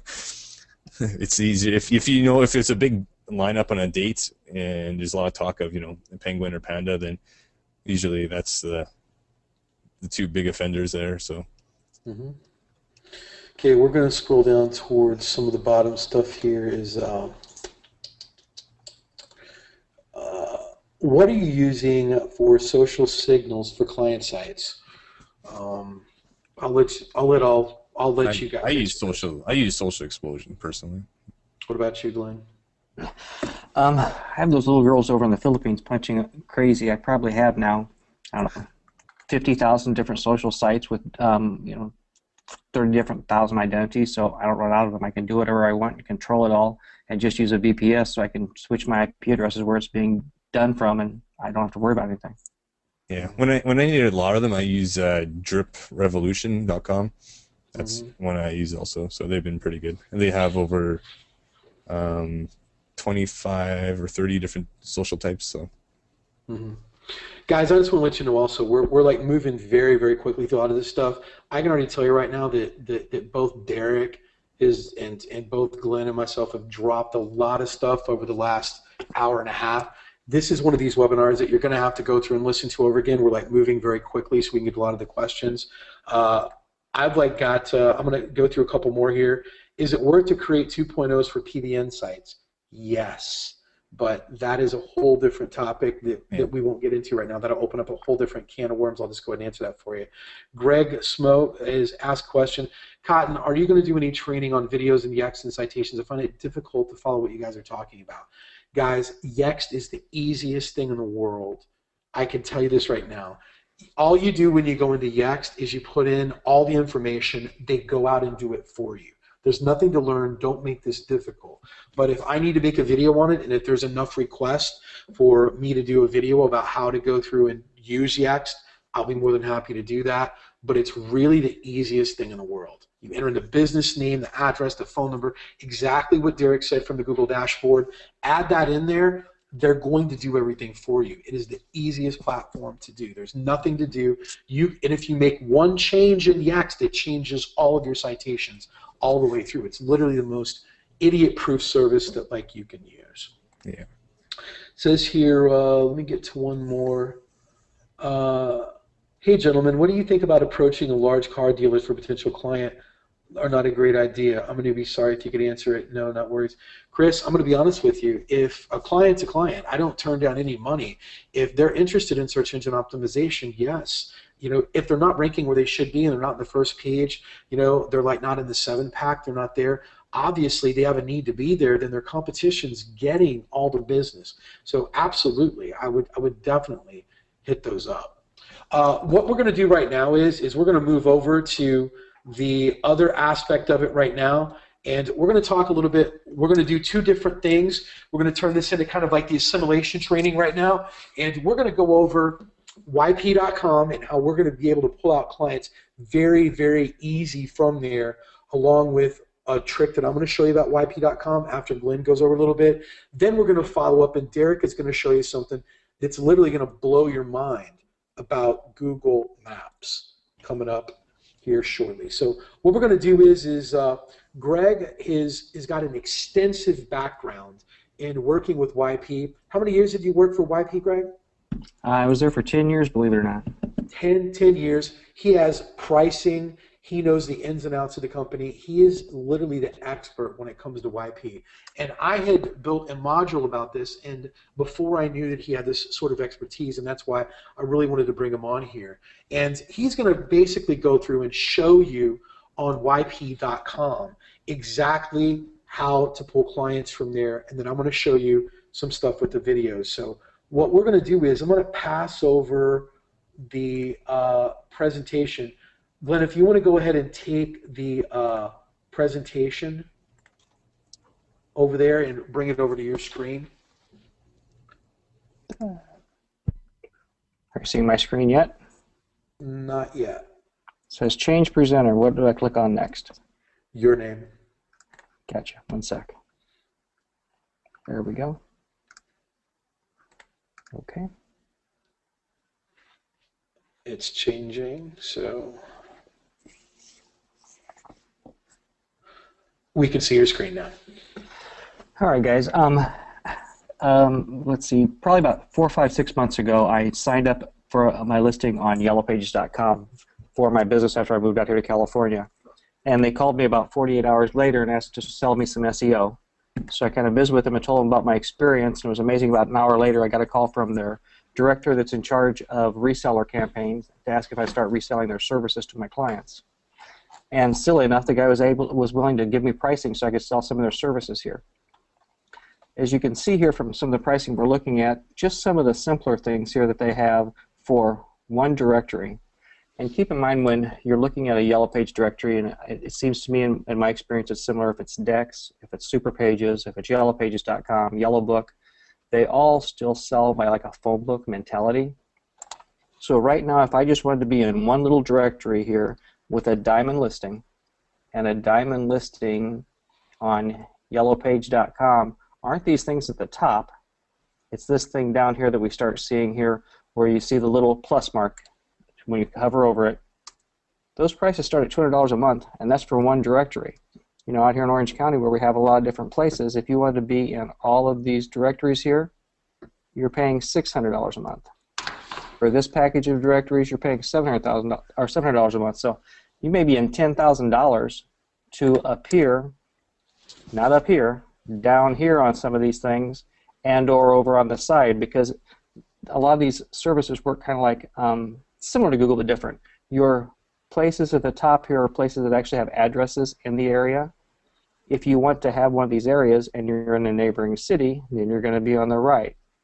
So basically, as you see, as we're scrolling and scrolling and scrolling, these guys over here, these attorneys that are showing up for St. George, Utah, that are way down here at the bottom of the page, are paying $10,000 a year for that, guys. And when you look at how many people go to any of these particular sites versus Google or Yahoo, we definitely have something that we can go in there and present them with. How many clients are they getting versus how many clients would they be getting if they were on the first page of Google, Yahoo, or Bing? Not to interrupt you, Greg. So what you're basically saying is yellowpages.com, which is what we're calling YP. I've seen several people in the chat box. That's what YP is. It's yellowpages.com. The right-hand side is kind of what acts like almost what Google AdWords does on that side right there. And you can even see the yellow ad right there. You're basically saying that with your pricing that you've had with YP, some of these guys are paying $10,000 a year for that? Yeah. I mean, you can see right here, if you're going to be in a few different books, so not just your book, so they're doing a bundle pack. So instead of paying $200 for each one of these, they're giving you 10 for $680 a month. Or these ones have a little bit bigger population, so they're giving these 10 for $737 a month. Mm-hmm. And as you can see here, do they get when you're this far down the page, no. That is, you are listing on their priority placement. That's it. That's all they get. Yeah, but they all have different models too. I mean, I've seen yellowpage.com hit areas where they didn't have phone books and build a one-page landing site and do a bucket of clicks for $18, $20, $30 per click into the website they created and to try and drive leads for clients. And they've sold those a ton to contractors all over the country. Now, guys, hopefully you're like brains clicking off right here. The number one way to go out and get clients is to find clients that are already spending money that are unhappy. And Glenn, you've been with YP and you've obviously left them. You're doing brilliant with SEO right now. How disgruntled do you think these guys are that are spending up to $10,000 a year? Well, I think this is a pretty good example. This is from Blumenthals.com that shows these are pages in a phone book. In 2010, Superpages.com had 190 million pages in phone books, and 4 years later, in 2015, they were down to 90 million. So they lost half of their phone book directory pages in 4 years. Does that tell you they're not running off a ship like rats jumping off a ship? That's pretty powerful. I mean, here's another article from Street Fight Magazine that shows. Sorry, 1 second. That the revenues for one directory went from $12 billion in 2009 to $7 billion in 2011. That's a 40% decrease in 2 years. So all these advertisers are used to spending money and wanting clients. They're thirsty for someone that can come out and help show them how they can provide clients for them and give results. Because these phone books were money cows for years. I mean, I had clients that made hundreds of thousands of dollars off me each year, and now they're looking for those clients and need someplace to spend their money. Well, let me ask you a question. Do you feel that some of these clients have been grandfathered in for the last 7 or 8 years, that they were with Yellow Pages before and they've just kind of been loyal to them, so they're continuing to pay and that's probably how they've been able to rope them into that $10,000 a year. Well, what they're doing for some of those people is they were overcharging them for phone directories. I mean, prime example, I'm working with a 71-year young attorney out in the desert in Palm Springs. Had, older attorney, criminal guy, for years in LA and Hollywood, he used the phone books. He just moved out there for his retirement job. One phone book hit him for $2,000 a month, and another one hit him for $1,000 a month. So right now he's paying almost $40,000 this year for phone book ads, and I think so far, since one's been out 3 months, one's been out 2 months, I think he's gotten 2 leads. Wow. So let me get this straight from you again. Can we go back to that ad on there where you've got where the attorneys are? Now, basically what you're saying is if you want to be in multiple locations, let's say that you're in a large area like Los Angeles, and you and I talked about it earlier, that if you want to be in Anaheim, Los Angeles, and Pasadena, that's all going to be additional costs, isn't it? Correct. You're either going to pay $200 per directory, or you're going to take some type of bundled package that they have that gives you multiple areas. So guys, here's where I want your light bulbs to go off at, and this is how Glenn's been able to do it. I've been able to do it. These people are getting just railroaded. They're getting ripped off. They're spending $10,000, $20,000 a year. Their calls are going down. Who is searching YP or yellowpages.com for businesses? They're not. They're picking up their cell phones. They're going to their laptops, and they're typing in Google. They're not coming here, but yet out of just familiarity that they've been with these people for years and years, Yellow Pages has been able to bring these customers along and that have been doing business with them for 10 years, 20 years, and tell them that they're moving them online. So, Glenn, when we're dealing with the right-hand side of the page, obviously, does everything show up right here where it says add, add, add there? What about that guy that's number 1 right there? And number 1, 2, and 3, like if we can scroll up to that, are these also paying customers where that's not there, but where it stops the ads? If you could scroll down to number 1. Yes. The law offices of like David Altman, is that a paying customer also? Yes. As you see, these are diamond ads and then priority local listings.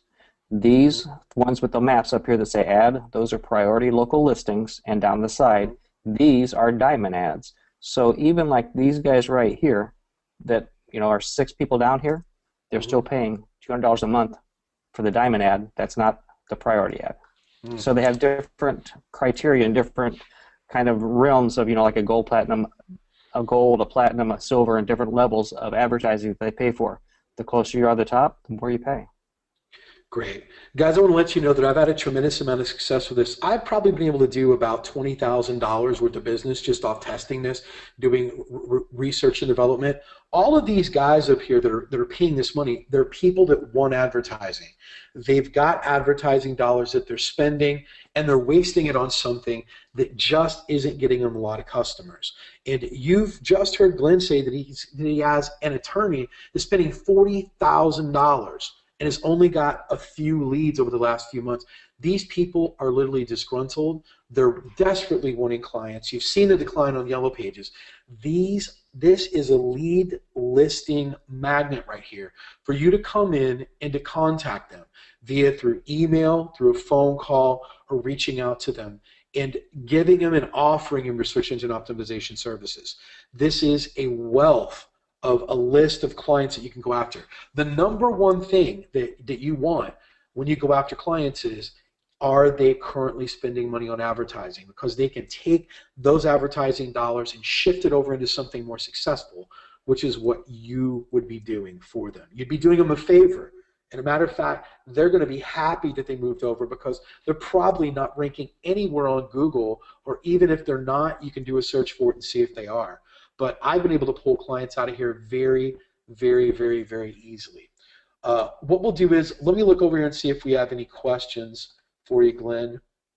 And there are different directories out there, guys, so spend a little time, get to know yellowpages.com, Dex Media, Super Pages.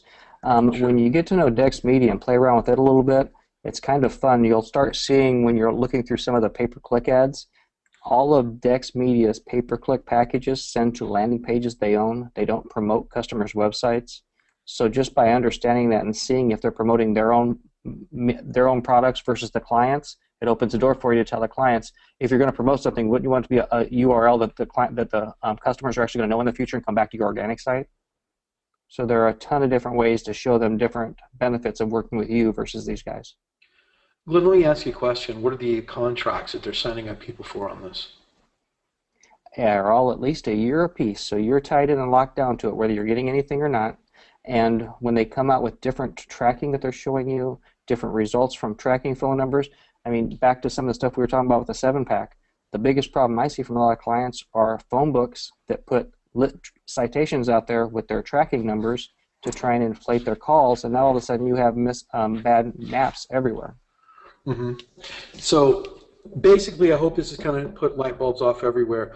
What we're doing is just showing you a preview of a module that I'm going to have a training series about how to go in and get clients through this, scripts, everything. And we're just kind of giving you a preview right now about how there are clients out there right now that desperately need our help. They're everywhere that you look, and yp.com is one of the best places to get it. Let's just go with a couple of questions here. And I'll let you handle this one, Greg, and then I'll follow up if you need me to. It says, do you charge YP clients the same as you would any other clients? When YP clients are used to be paying $300 or $700 a month, and we want to charge them perhaps $2,000, how do you overcome that? Well, there's a quality of service they're getting now versus the outsourced generic service that's coming from India, Philippines, or something like that, and someone that's handling it. So the level of service they're going to receive from working with me or one of you guys is immensely different than trying to call somebody because they want to make a change to a website. They get to speak with somebody that may say their name is Jim, but they don't speak much English. So the level of service that you can provide for them is well worth the price that they're paying. And I have some that have been spending, I do offer pay-per-click to some of my clients if they're doing web design, SEO, and everything like that. And I have some that were spending $2,000 a month because one of these phone book companies was taking 40% off the top for themselves. Now they're spending about $600 a month and doing it right because they're going after the cities where they're licensed at versus just letting Google do a big radius and getting more clients. So that money that they're saving there, they're spending on SEO, and they're happy as heck. Right, and guys, just to follow back up with what he said, is that, you know, what Glenn said is someone asked where did he get the PDF from pricing. Glenn worked for Yellow Pages for a decade, so that's where he got the price listing from. And second of all, what he also understands is you have to buy multiple areas. So let's say that you're in a major city, you still have to buy the suburbs. So chances are that a lot of these guys are not just in for a few $100s, they're in for thousands of dollars. So take that in mind also. These are prime customers that really aren't getting a lot of phone calls, and these are unbelievable clients to go after. Is there anything else that you wanted to add to this, Glenn, or any other insight that we could do to get in this? If not, I'll look at a couple more questions here. It says, are YP users usually under a 12-month contract? Do you try and solicit them right away, or do you let them test out SEO? I don't let anyone test out my SEO. And if they're under a contract, they already know what they got, and they're already not happy, more than likely. And I like to think that Glenn can maybe back me up or not. This probably isn't their first go-around with YP. I'm going to guess that these aren't a lot of new people. These are probably existing clients that have probably been with them for longer than 5 to 10 years. Wouldn't you think so, Glenn? You know, it's going to be all over the board, but yeah, they're used to being in contracts. And it doesn't matter. If you're spending money for something that's not working for you, you have to invest money somewhere else, if nothing else, just to pay for that money you're losing with them right now. So if they're looking for clients, they're going to spend money. Right, obviously. And so let's go back over, Glenn, if you could, back to that ad section again with attorneys. So kind of what Glenn showed us here is, and what we're going to be going over in the modules that we're going to have in Director's Cut is as you can see, the top ad guys are probably spending how much, would you say, Glenn? Oh, if you're an attorney with them on Yellow Pages, I mean, they're going to bundle this together with the phone book. Mm-hmm. You're not going to have an attorney that's not spending in a major Met, I'd say at least $2,500 to $3,000 a month. In a city that's a population of, say, 75, 100,000, they're probably still spending $1,000, $1,500 a month. And, you know, looking on these things are great. If they drop off those things at your door, guys, open them up and start calling people. Exactly. If you have an attorney that there's 6 full pages in the attorney, I start with the guy that's number 6 because he can't be first in their phone book, but I can make him first on Google. Mm-hmm. Absolutely. Now, when we go on to the right-hand side, also just let everyone know, that's also the same way also, correct? Yeah, what this is these 4 here paid the most to get the top placement, and they're based in the area. These guys over here are paying more because they want to be in multiple areas, and typically they're going to be in a neighboring city or a neighboring book. Okay. But they wanted to be in more than one. Great. And once again, guys, we just want to kind of bring this to your light right now in this webinar just to show you how Glenn and I have been able to pull clients from this and quite a lot of clients from it. We're going to go into a training series. It's going to be in your director's cut area very soon. It'll be in there within the next 7 days. We're going to go through it with a whole more in-depth about how to do this, scripts, how to make the phone calls and everything. So I'd like to know that you have a lot of questions like that. But we've covered this part of it. I'm going to show you right now the way that I've had the most success with YP.com, and I'm going to go ahead and take control of the screen again. Let me grab. And while you're doing that, just a real quick disclaimer, I have yellowpage.com pricing because they will sell it, give it to any of you guys that want to be a reseller for them. The main office for that's in St. Louis, Missouri. I don't know if we know anybody from St. Louis, but... Not anymore. I don't. Hallelujah. It's about 10 degrees there, I think. You know what's funny is I was looking for my name, but I am... I'm Mike Long on here, so Yep. show my screen. Okay. Let me know when everyone can see my screen again. You're there.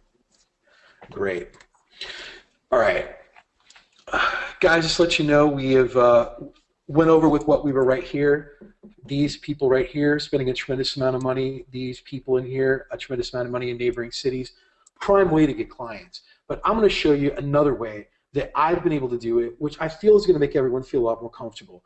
Everyone always is worried about cotton. Tell me the script that you're going to use. How do I get my foot in the door? How do I pull Yellow Pages or YP.com customers away? And one of my favorite ways of doing it is I go to YouTube.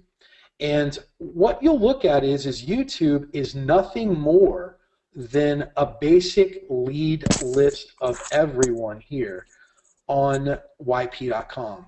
Look at that, 4 hours ago, J&S Linens, Carolina Chiropractic, and it just goes on and on and on and on forever. And Glenn, what do you say these guys have paid to get these videos done here? It just depends. Back when they first started building them, if it were just photos that they did a voiceover with, those were about $1,000 a year. If they did custom videos where they came out and filmed them at the customer's office, those were probably $2,000 to $3,500 a year. And if they did like a virtual tour, I think those were about $4,000 or $5,000 a year. Sure. Hey guys, I want you to look at this. I can keep loading this, and there's lead after lead after lead here, and you go, well, Cotton, what am I going to do with this? Guys, this is going to be the easiest client hack ever for you to pull clients from. And I want you to look at this. Let's say that we want to do this Courtney Honda Milford right here. They got ranked, or they got uploaded a day ago. So I basically click on that right here, and I've got all the information that I need. Obviously, they went out and they filmed this right here. So they probably spent over $1,000 to get this done. I can tell you what Yellow Pages doesn't do. They don't rank these. They let them sit there.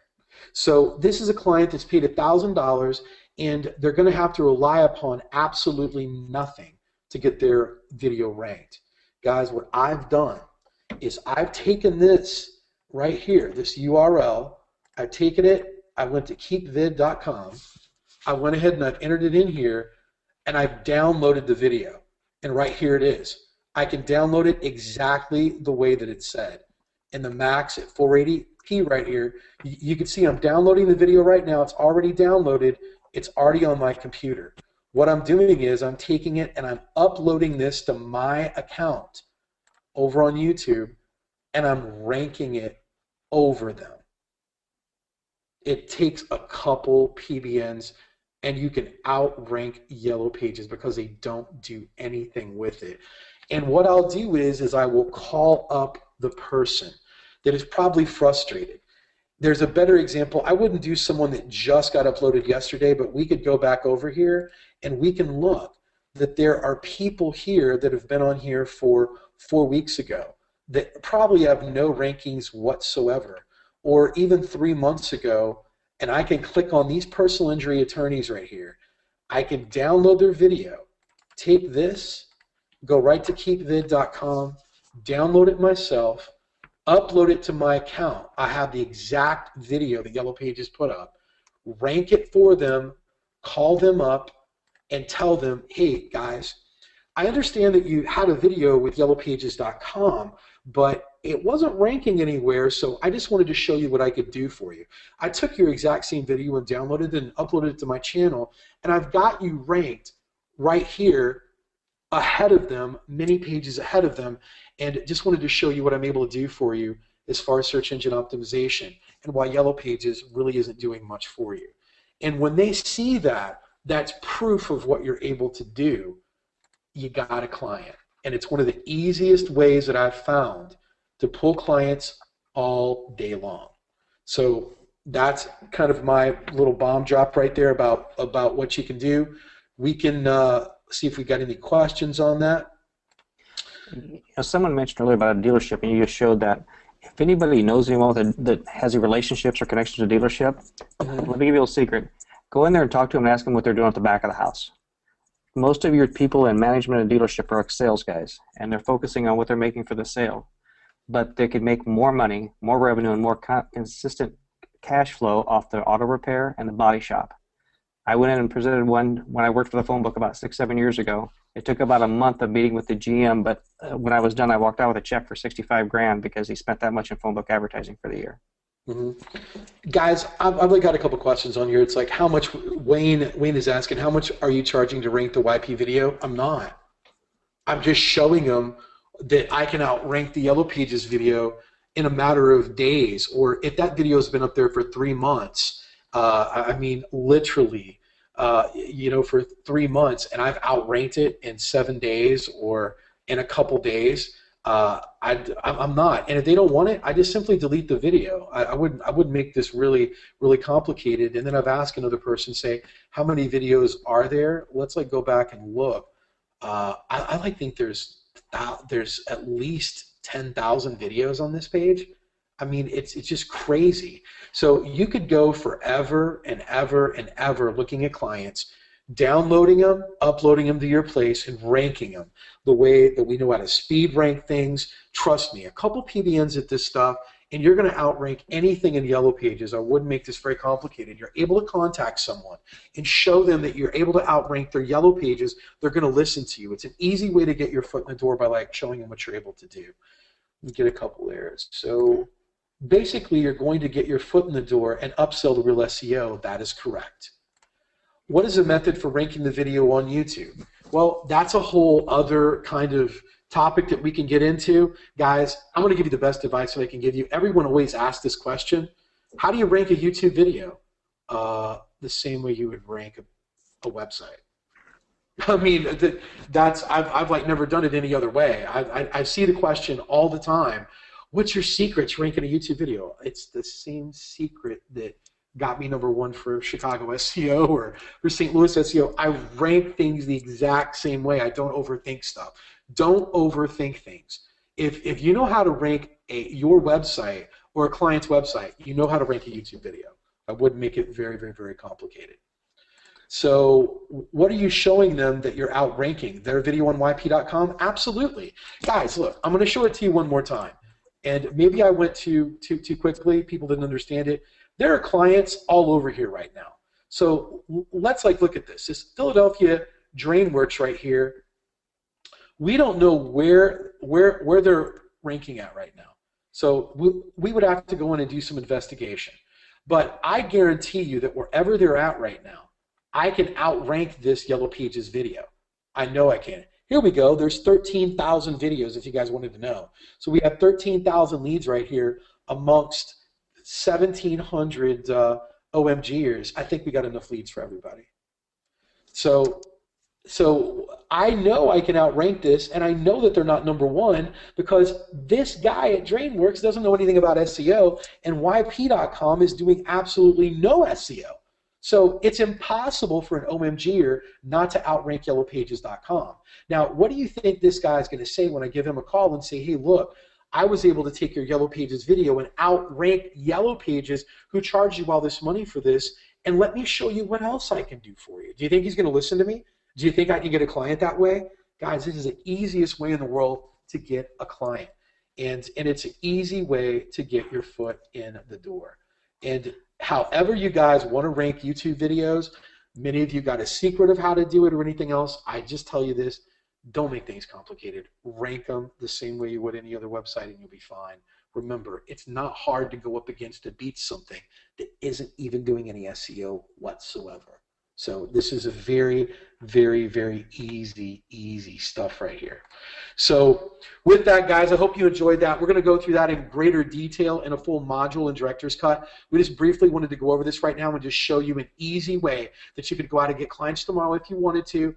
I'll have much more in-depth way about how to do this, how to contact them, my email scripts, my phone scripts, everything out. We'll include that in Director's Cut probably sometime by the end of next week. We just wanted to be able to show this to you tonight and every week show you a very easy client getting method at the end of all the questions and answers. But right now, I want to turn it over to Derek, and he's going to show you something that I think is going to just blow your mind about maps. And we're going to go over there. Let me find you. Sure. There we are. Hand it over. I've given you control. And guys, when Derek first showed me this, I was like kind of blown away by it. And you might have to watch the video more than once or twice to kind of get onto it. I think you've got control of it. I'm just going to turn it over to you, Derek. Yeah, I can see your screen. Okay, you can see. All right, so with everyone loving citations, seems like a lot in here, so I'm going to show you guys how to save money on citations.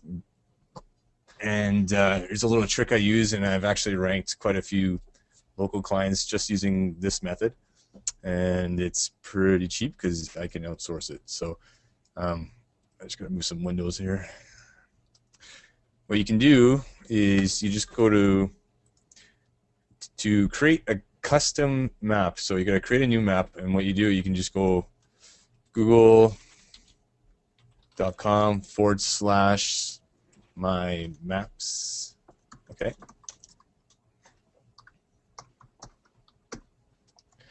And so you end up on the screen. Okay, if you hopefully everyone sees this, and you're going to create a new map.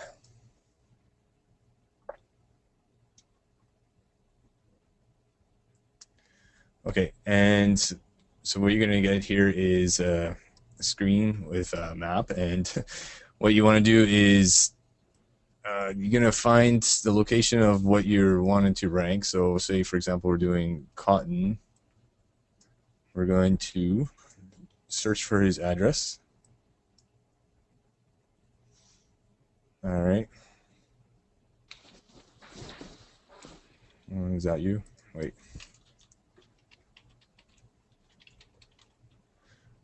We'll do Chicago. Is this one?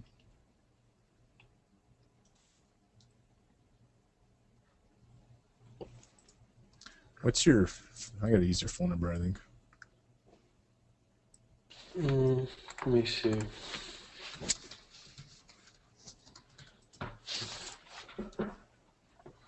It's 312-800-9698. 998. Yeah, 9698.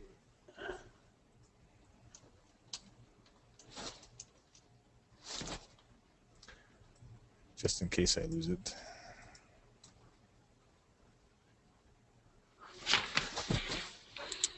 Oh, there's quite a lot of people with that phone number. What's going on here? Interesting. No, that's a different phone number. Okay, brackets.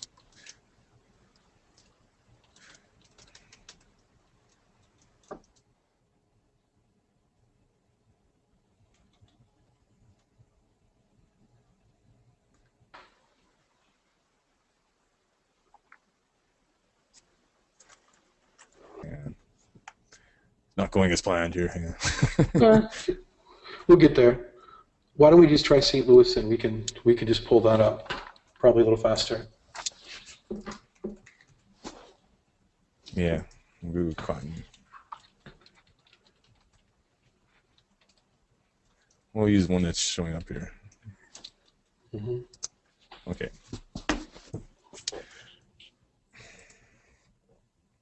All right, so now we got the actual information we want. I usually copy this and then add it to your map. Okay.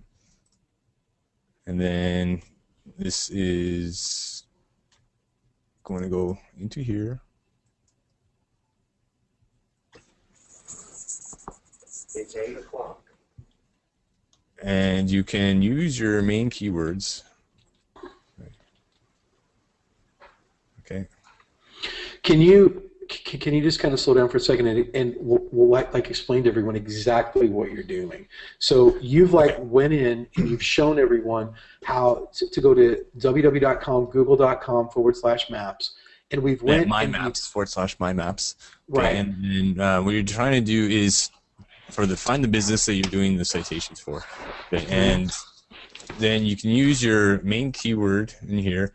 You're gonna throw in your citations plus your address and get rid of this unless you can actually put the link there you want.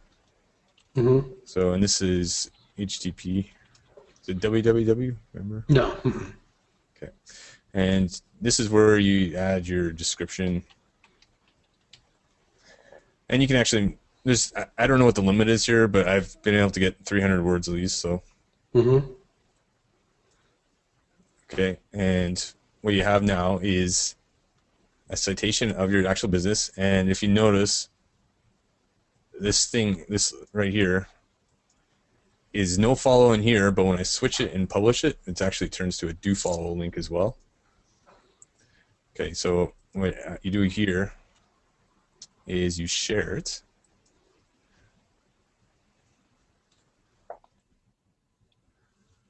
Okay, and then you get this link, and you change this from private, and you have to make sure everyone on the web can see it. Okay, save, and you get this link. And this is not the actual link that's going to show up in Google. So what I usually do is open up a new browser that I'm not logged into and see how it changed to the word viewer instead of edit. Okay, and then what you have now is a citation, and this now should be, it is now a do follow link. Okay, that's pretty cool. It's kind of a little bonus because you're getting a do follow link from a DA. What is Google? 100. Yeah, Right. exactly. So I hope everyone can follow this. And Derek, tell people why this is so important. What you just done. Okay, so one of the biggest things, obviously, with local is you're going to try to get citations, right? And this is a method I use. I can get 70 to 80 citations just by using a Fiverr gig. Okay, and you can actually use this not just for citations. I use it for reputation management as well because you can rank these websites, and you can also I'll show you some. Basically, you've just showed everyone how to get a link back from Google, and you can keep doing this over and over again for the same location, correct? That's correct. You can do that. So in other words, if I had this particular location, so we had some guys asked, how in the hell do I rank multiple locations in maps or multiple keywords like, you know, maybe I wanted to do a suburb of Chicago. I would take the same address and I would do what you just did, and I would put that keyword instead of Chicago SEO. I might do a suburb of Chicago, which is you know, Schaumburg SEO, and I could put that in there, and that would help me come up in the Schaumburg maps if they had a 7-pack for it. Correct? Right, and you can, if you had multiple locations, you can pin them all to your map also, and then that's going to help you get those indexed. So it'll be, you can add more and more citations in here if you want. So you can have your main headquarters, etc. in there, and then you can go to, you just go over to Fiverr. This is what I do.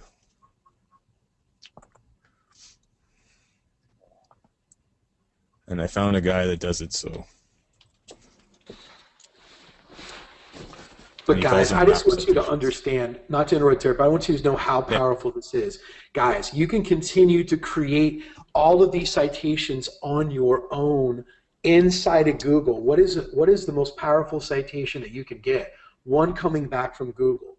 You can do Yeah. these all day long and create them yourself. But Derek is also showing you right now where someone can go out and build 70 of these Yeah. citations for you for $15.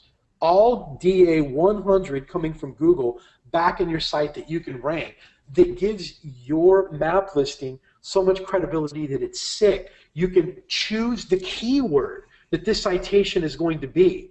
Yeah. If it's, wedding, and the only reason that I know is because I'm in Orlando right now. You could do Orlando attorney, Winter Park attorney. You could do, all the surrounding areas of Orlando, Buena Vista attorney.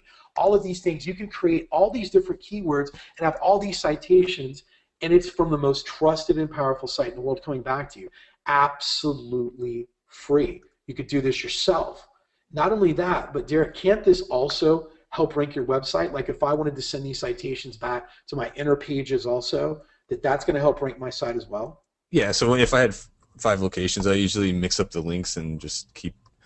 You can choose save them or use, SE new kind of thing like that, and then you can also use this for They rank really well on their own, and so if you're doing reputation management and you want to make sure that their name is all clean, and this will actually rank up there with their Facebook and their Yelp listing and anything that their LinkedIn, etc. And you can also rank this as I call it parasites, but you can actually rank it for a main keyword, and then what would you'd have actually just the businesses you want to show for that main keyword. And so when they click on there, and it's like, wow, it's just like awesome lead generation, basically. Right. And I wanted to show you what a big keyword I've actually seen this rank for. Sure. I got to use. Let me see if we have any questions while you're doing this up there. Big energy saving is a pretty big keyword, right? Fran is asking a question, what about a multiple keywords, one citation? Fran, why would you want to do that when you can go out and you can create another citation in a matter of 30 seconds? We just showed you. Derek, could you do me a favor? Could you start over again right now and show them how fast it is to do this? Guys, there's going to be a replay. You're going to be able to watch him do this over again. I want Derek to show you how fast it is to get a link coming back to your site from Google that's a citation that's on Maps. So, like, if we could start over and, like, do another one, right. You can just do mine again, and you can have it be something. Google.com. Yeah, okay, I'm going to say your address just so I can find it. Sure.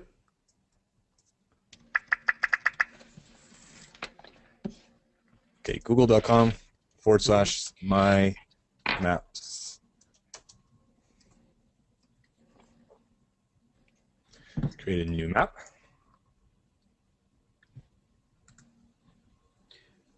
Hey, Derek, before we do any more right now, just kind of pause for a second. Guys, if you're really digging what Derek's doing right now, show him your appreciation in Facebook right now. Like, if you'll go to the top of the thread, find the office hours assimilation webinar thing, and just do hashtag thanks Derek. This right here is going to change the game for your SEO when you can go out and create this many different keywords and stuff.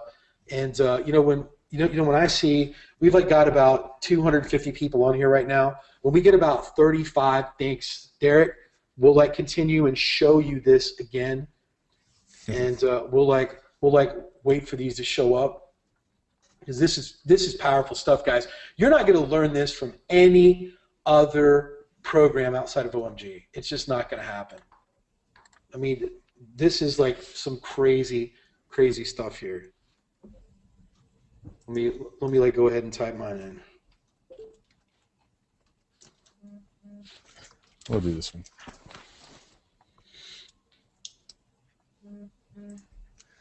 Yeah, I can hear my phone buzzing. So. It's all good, man. It's just people thanking you, man, because this is just some powerful stuff right here, man. It's just I was I was blown away the first time that you shown this stuff to me. And guys, yes, this does help your ranking. It's amazing what you can go out and do with this. Nothing better than getting map citations from DA100, and basically they love their own platforms, right? Hmm. And so Google is in director's cut. You guys talked about domain authority stacking Hmm. and trust, right? And Google is pretty much the main seed of that trust, right? Hmm. So the more links you can get from the seeds, such as Google.com and Wikipedia and any of those kind of sites, the more trustful it's going to get from your site, right? Hmm. Absolutely. We got a few more to go, and then we're gonna pick up right here. We'll let everyone post on here, and then we're gonna go through and we're gonna do another one fresh right now. So as you can see right now, let's like go ahead, and there's like still people filling out stuff on here. So what we'll do is, Derek, is we could start from the very beginning and go very, very, very, very slow. Okay, okay. Yeah, let's go very slow to let everyone see how to do this. I want everyone, I like know everyone's excited about this and they want to try this as soon as they get off the webinar. Some of my people might not even be able to sleep. I know I wasn't the first time I seen this. They wanted to try it in the morning or something. So I'll All right, like let you. we'll start at the very beginning. It was 1980, and okay, Google.com/my maps. Hmm. Okay. You're going to create a new map. So what these are is custom maps. These aren't the regular map engine that we're seeing in the other maps. Okay, so Why don't we switch it up and why don't we look for my like site that's in Tampa so they could just kind of get a better feel for it. It'll be the Visionators. did I spell it right? Yeah, that's it right there. That one. Yeah. Great. So click on it, and then this is where you're going to get your. You don't even have your nap on here. Mm-mm.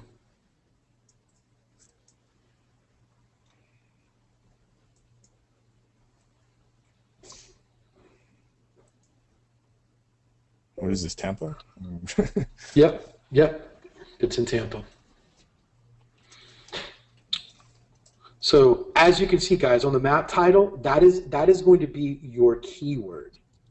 Yeah, so you're going to switch it up. I usually do one for my main keyword, and then I'll do a long-term tail like services, experts. That's another one. But let me ask you this also. This is still a good link to come back to your site, even if it doesn't have the nap, right?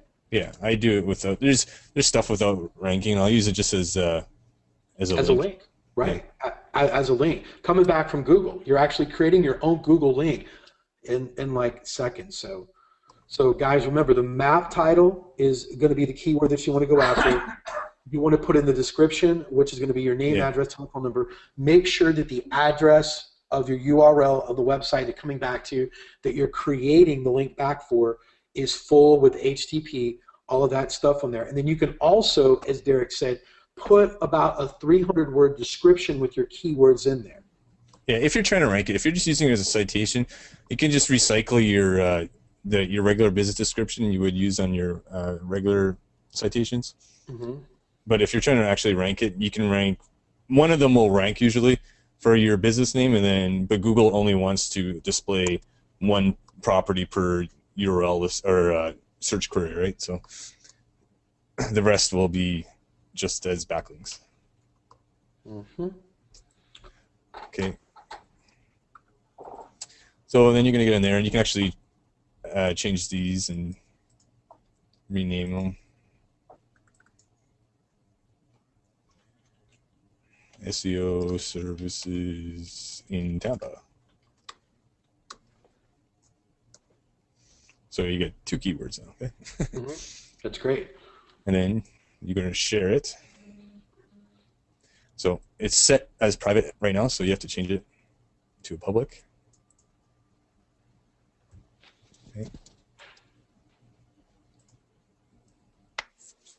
And then this is going to be I copy it, and then I go into either you log out of Google, or I just use, like if I'm using Firefox, I'll just open up Chrome because I'm not logged in. And then it's going to get you the viewer address right here. See how it changed? Mm-hmm. So it goes from edit to viewer. Mm-hmm. And now I have a link from Google coming back to my website. Yeah, and this will get indexed. So, Of course, and, Google's going to index their own stuff. and see, you notice this? This is what I use to highlight no follows. Mm-hmm. It's a do It's a follow. follow. Right. Yeah. Amazing. That's amazing. Cool. And then you can go over to Fiverr. And I'll drop the link for this one. Okay, and he will do 70 citations for $15, and he's got pretty good reviews. So Sure. You can also do these yourself also. Let me see what we're getting with some questions here to see. Guys, if you got any questions for Derek right now about how to get this done, just kind of enter them in here. Let's go with Lonnie. He says, I just got my Google verification letter from the mail. I don't want to use my home address. What do I do to change the location? Sorry, but I hope I didn't miss that. yeah, do what you did, Lonnie, just verify it and then move it. Yeah, Lonnie, all you got to do is just go ahead and change it. Just once you verify it, and then you can actually change the location. So, and then it should stick. But any questions, guys, about how you can create this link from Google coming back to your website, and how you can build 100 of these, and it's a safe link. It's a DA100. It's a do follow link, and it's coming back from Google. I mean, this is insane. And just to show you that they rank, this is a big keyword, big energy saving. And under page 1, there's an actual map one right here. Wow. Okay. And you see how they did it? They have lots of locations you can put on there. Wow. Yeah, definitely. And then I can show you some. This one, you see one that's outranking a lot of government ranks. So you can put this for your business or your main keywords, and then you can try to rank this as a, look, number 1 for here, the spread of Ebola outbreaks. That's pretty cool, man. And you got a map listing for that, huh? Yeah. I feel like Wayne and Garth. I want to say I'm not worthy. Did you do that, Derek? Yeah. No, I didn't do this. Wink, wink. But yeah, guys, this is super powerful right here. When you can go out and you can create this link right here with your own keywords on it, and you can see it's got a PA1 and it's ranking number 1 for something like spread of Ebola outbreaks. That's how powerful this link is. What do you think that's going to be coming back to your website? It's going to be sick. And, yeah, and it's outranking CDC, which is the PA79. And look at these number 86, 91. Right. I've got a very good question, because obviously everyone's going to want to go to Fiverr, so they have some explanation about that. When you go to the Fiverr gig, they want to know if you're giving the guy 70 different keywords. Is it okay to use the same keyword? Should they use different keywords? How do you normally order this, and what should they look for? I use 5 keywords, and I think he has the limit on how many he wants. Mm-hmm. And I know with so just when you get 30, it's 5, and you can get a little bit more when you do the 70. And then you can use this with citations. There's no duplicate content for the description, so you can use the same description over and over and over again. Okay, but if you want to rank one for your actual business, I will kind of put a little, maybe 300 words, and then trying to rank that for my business or the keyword I'm trying to targeting. Right. And people will click on it because they're like, "What is this? A Google Map? Oh, that's cool." And then they. Right. There's someone asked a question. Mario's asked a question. If he's logged into his Google account, in other words, can Google track what you're doing? When these build the citations, they use 70 different accounts. Okay, so they're. No. They're like asking if I was to go out and if I was to build 50 myself, is that safe? I would use different. That's why I use the Fiverr gig, because I don't want to use the same account. So just to clarify, because I know that people's going to have this question, because I know how it always stirs in their head. Everyone always looks at what can go wrong instead of just going out and taking action and doing it. Because the reason I've been so successful at SEO, I don't ask all these questions. I just go out and do it. If it crash and burns, it crashes. Well, you can use your same address, but you want to make sure that the maps are for different things. So if you have 5 locations, you want to change it up. Awesome. And then, or use different content, just so you don't want to look like you're gaming the system. Right. So it's basically okay to use these 30 citations and use the same 5 keywords 4 or 5 times. Yeah. Okay. So and, guys, I mean, for $5, get 30 done. It's your time's more valuable than building that yourself. So. Right. And guys, I'm going to give the greatest compliment in the world. I honestly believe that that Greg and like Jimmy are some of the greatest SEOs in the world. I put Derek right up there with them. I'm like serious. Derek and Jimmy are very close friends. They trade information back and forth. And Derek showed this to Jimmy. Derek knows what he's talking about. If Derek tells you something, you can trust that it's true.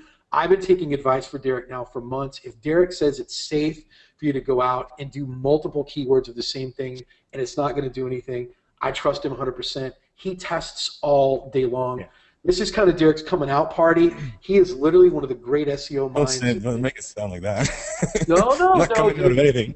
No, right. I'm like talking about it. People just knowing how good you are, not about your sexuality. But no, Derek is an absolute genius when it comes to some of this stuff. So you can obviously do this very, very, very safely. How much safer can it be than a Google link coming back to your own site? Let's ask a couple more questions. Yeah. So do you use the same address for all the citations, or just pick random addresses in the city for each citation? No, with your NAP, it has to be exactly the same all the time. Guys, that is right. If you're wanting to rank in the 7-pack, you want to use the same listing that's in your Google dashboard, with which Derek said before. So obviously, we want to help your map listings as well as help your website listing as well. So you can rotate your business descriptions if you want. That's one if that's what he meant. But you make sure your NAP is always the same. But your business description, it's not a big deal to have the same one. But when you're dealing with Google Maps, I usually rotate a few of them. So here's a good question. Can we use this to outrank competitors' websites? Yes. That's I have a lot of page 1 rankings just using this and 2 PBNs. So yeah. Another question here. So you get citations built, then you use the Google viewer link instead of the website link, right? I use the what? I don't understand the question. They want to know that if you're going to rank the site, what URL do you use to rank that map listing as you did with Ebola? Yes, so you can notice when you're searching the actual URLs, when the ones that are get indexed will usually be a viewer or an embed like this one. So you have to. I usually just send some links at it, and then it'll tell you which ones are going to get embedded, right? So, but the viewer one is the one I usually mostly see. One of these, I think you just confused me, Derek. All they really want to know is what link would you send, like a PBN at it or something, if you wanted to rank, you wanted to send. If you wanted to rank these? Yes. Yeah, you use it's ranking any website. It's just I use GSA. No, but they want to know where to find the URL to do that once you've done it. Oh. When they give you the Excel spreadsheet, the URLs will be in there for you. So they give you the public address one. Okay. But if you wanted to try one yourself, remember when I was showing you this? I was showing this 100 times over here. And you get the edit URL, okay, and then. So guys, just paste it in here. Yeah. Make sure you're logged out, okay, of Google, and then you'll get this address, which it switches to a viewer. So there's the edit, and then there's the viewer. The viewer is the one that's going to be publicly indexed. Mm-hmm. Okay. So this is the one that you're going to rank. Okay. Let's ask a couple more questions here. Yeah, this kind of is a Google loophole. It says, did Derek just pile those pins at the same address, but with different keywords and business descriptions? Well, the two examples I showed you, those are someone else's. Yeah, but with the Ebola stuff, they're like questioning, did like someone use the exact same address and use different keywords and business descriptions? Well, they're doing something different than we are. See, they have actual addresses for each pin location here. Right. So you can actually add all your locations on here, but you don't control what's going to be in here because this is pulling from your actual Google Plus or your Google My Business listing, right? Mm-hmm. Great. Let's get to a question from Wayne. What map URL are you pointing to your backlinks? We just went over that. So you see the link in the viewer. A couple more questions. Can you go over again how you use the viewer link, please? We might have just went over that. Okay. When you publish this, okay, so you built your citation, right? And then you're going to go to, where's the share?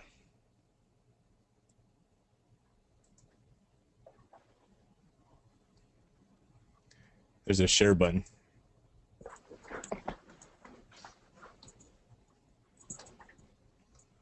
Loading slowly.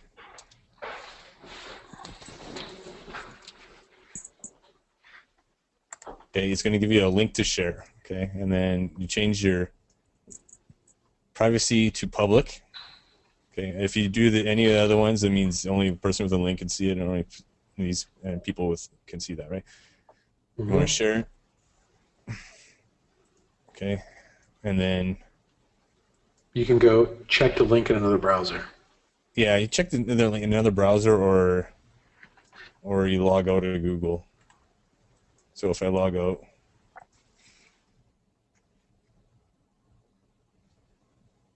and there's a question. So this will rank both your website and in the 7-pack at the same time. That is correct. It's going to work like a citation plus a link. So if you can use it however you need to be doing it, you can rank a website that it's not even local, and you just want to use it for links too. So, Great. And then you fire some PBNs or GSA or your preferred method of spamming. Guys, seriously, if you've just enjoyed with what Derek's told you, we didn't get very many thanks Derek's on there. Guys, if you could just show your appreciation right there, I can bring him back every week. Derek has literally as many client getting tactics as I had. Derek's got a lot of stuff that he can help us out with for SEO. If you've really appreciated what he's shown you right now, because this is literally a game changer to a lot of you, it's very easy for you to get this link to come back. Please thank Derek in this thread. Let him know your appreciation. You're going to be seeing a lot more of them.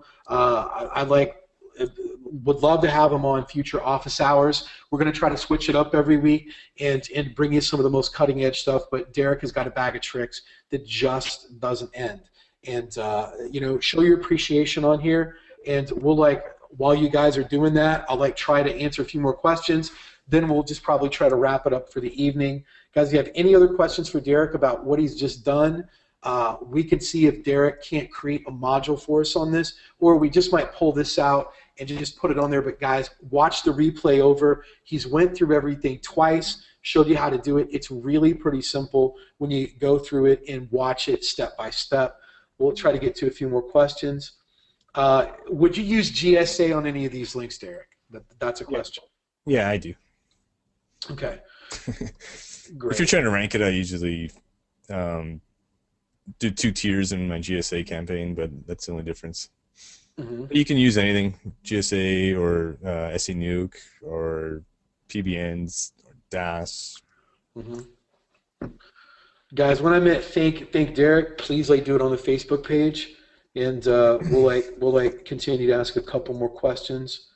That's right. They said not a lot of us have access to Facebook, guys. If you guys are just in director's cut, you don't have access to the Facebook group. I forgot about that. But he's like definitely seeing all the things right here, guys. If you have any more questions, please ask them. We don't mind like staying on a little bit and answering a few more questions before we wrap it up.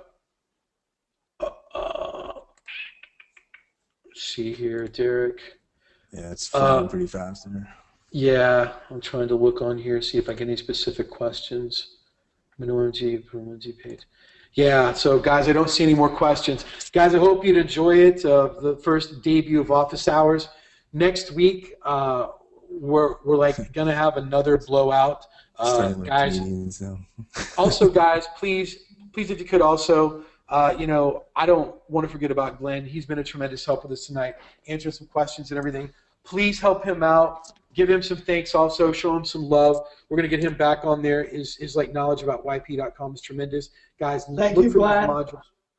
Absolutely. Keys is here now. Sorry about that. That's okay.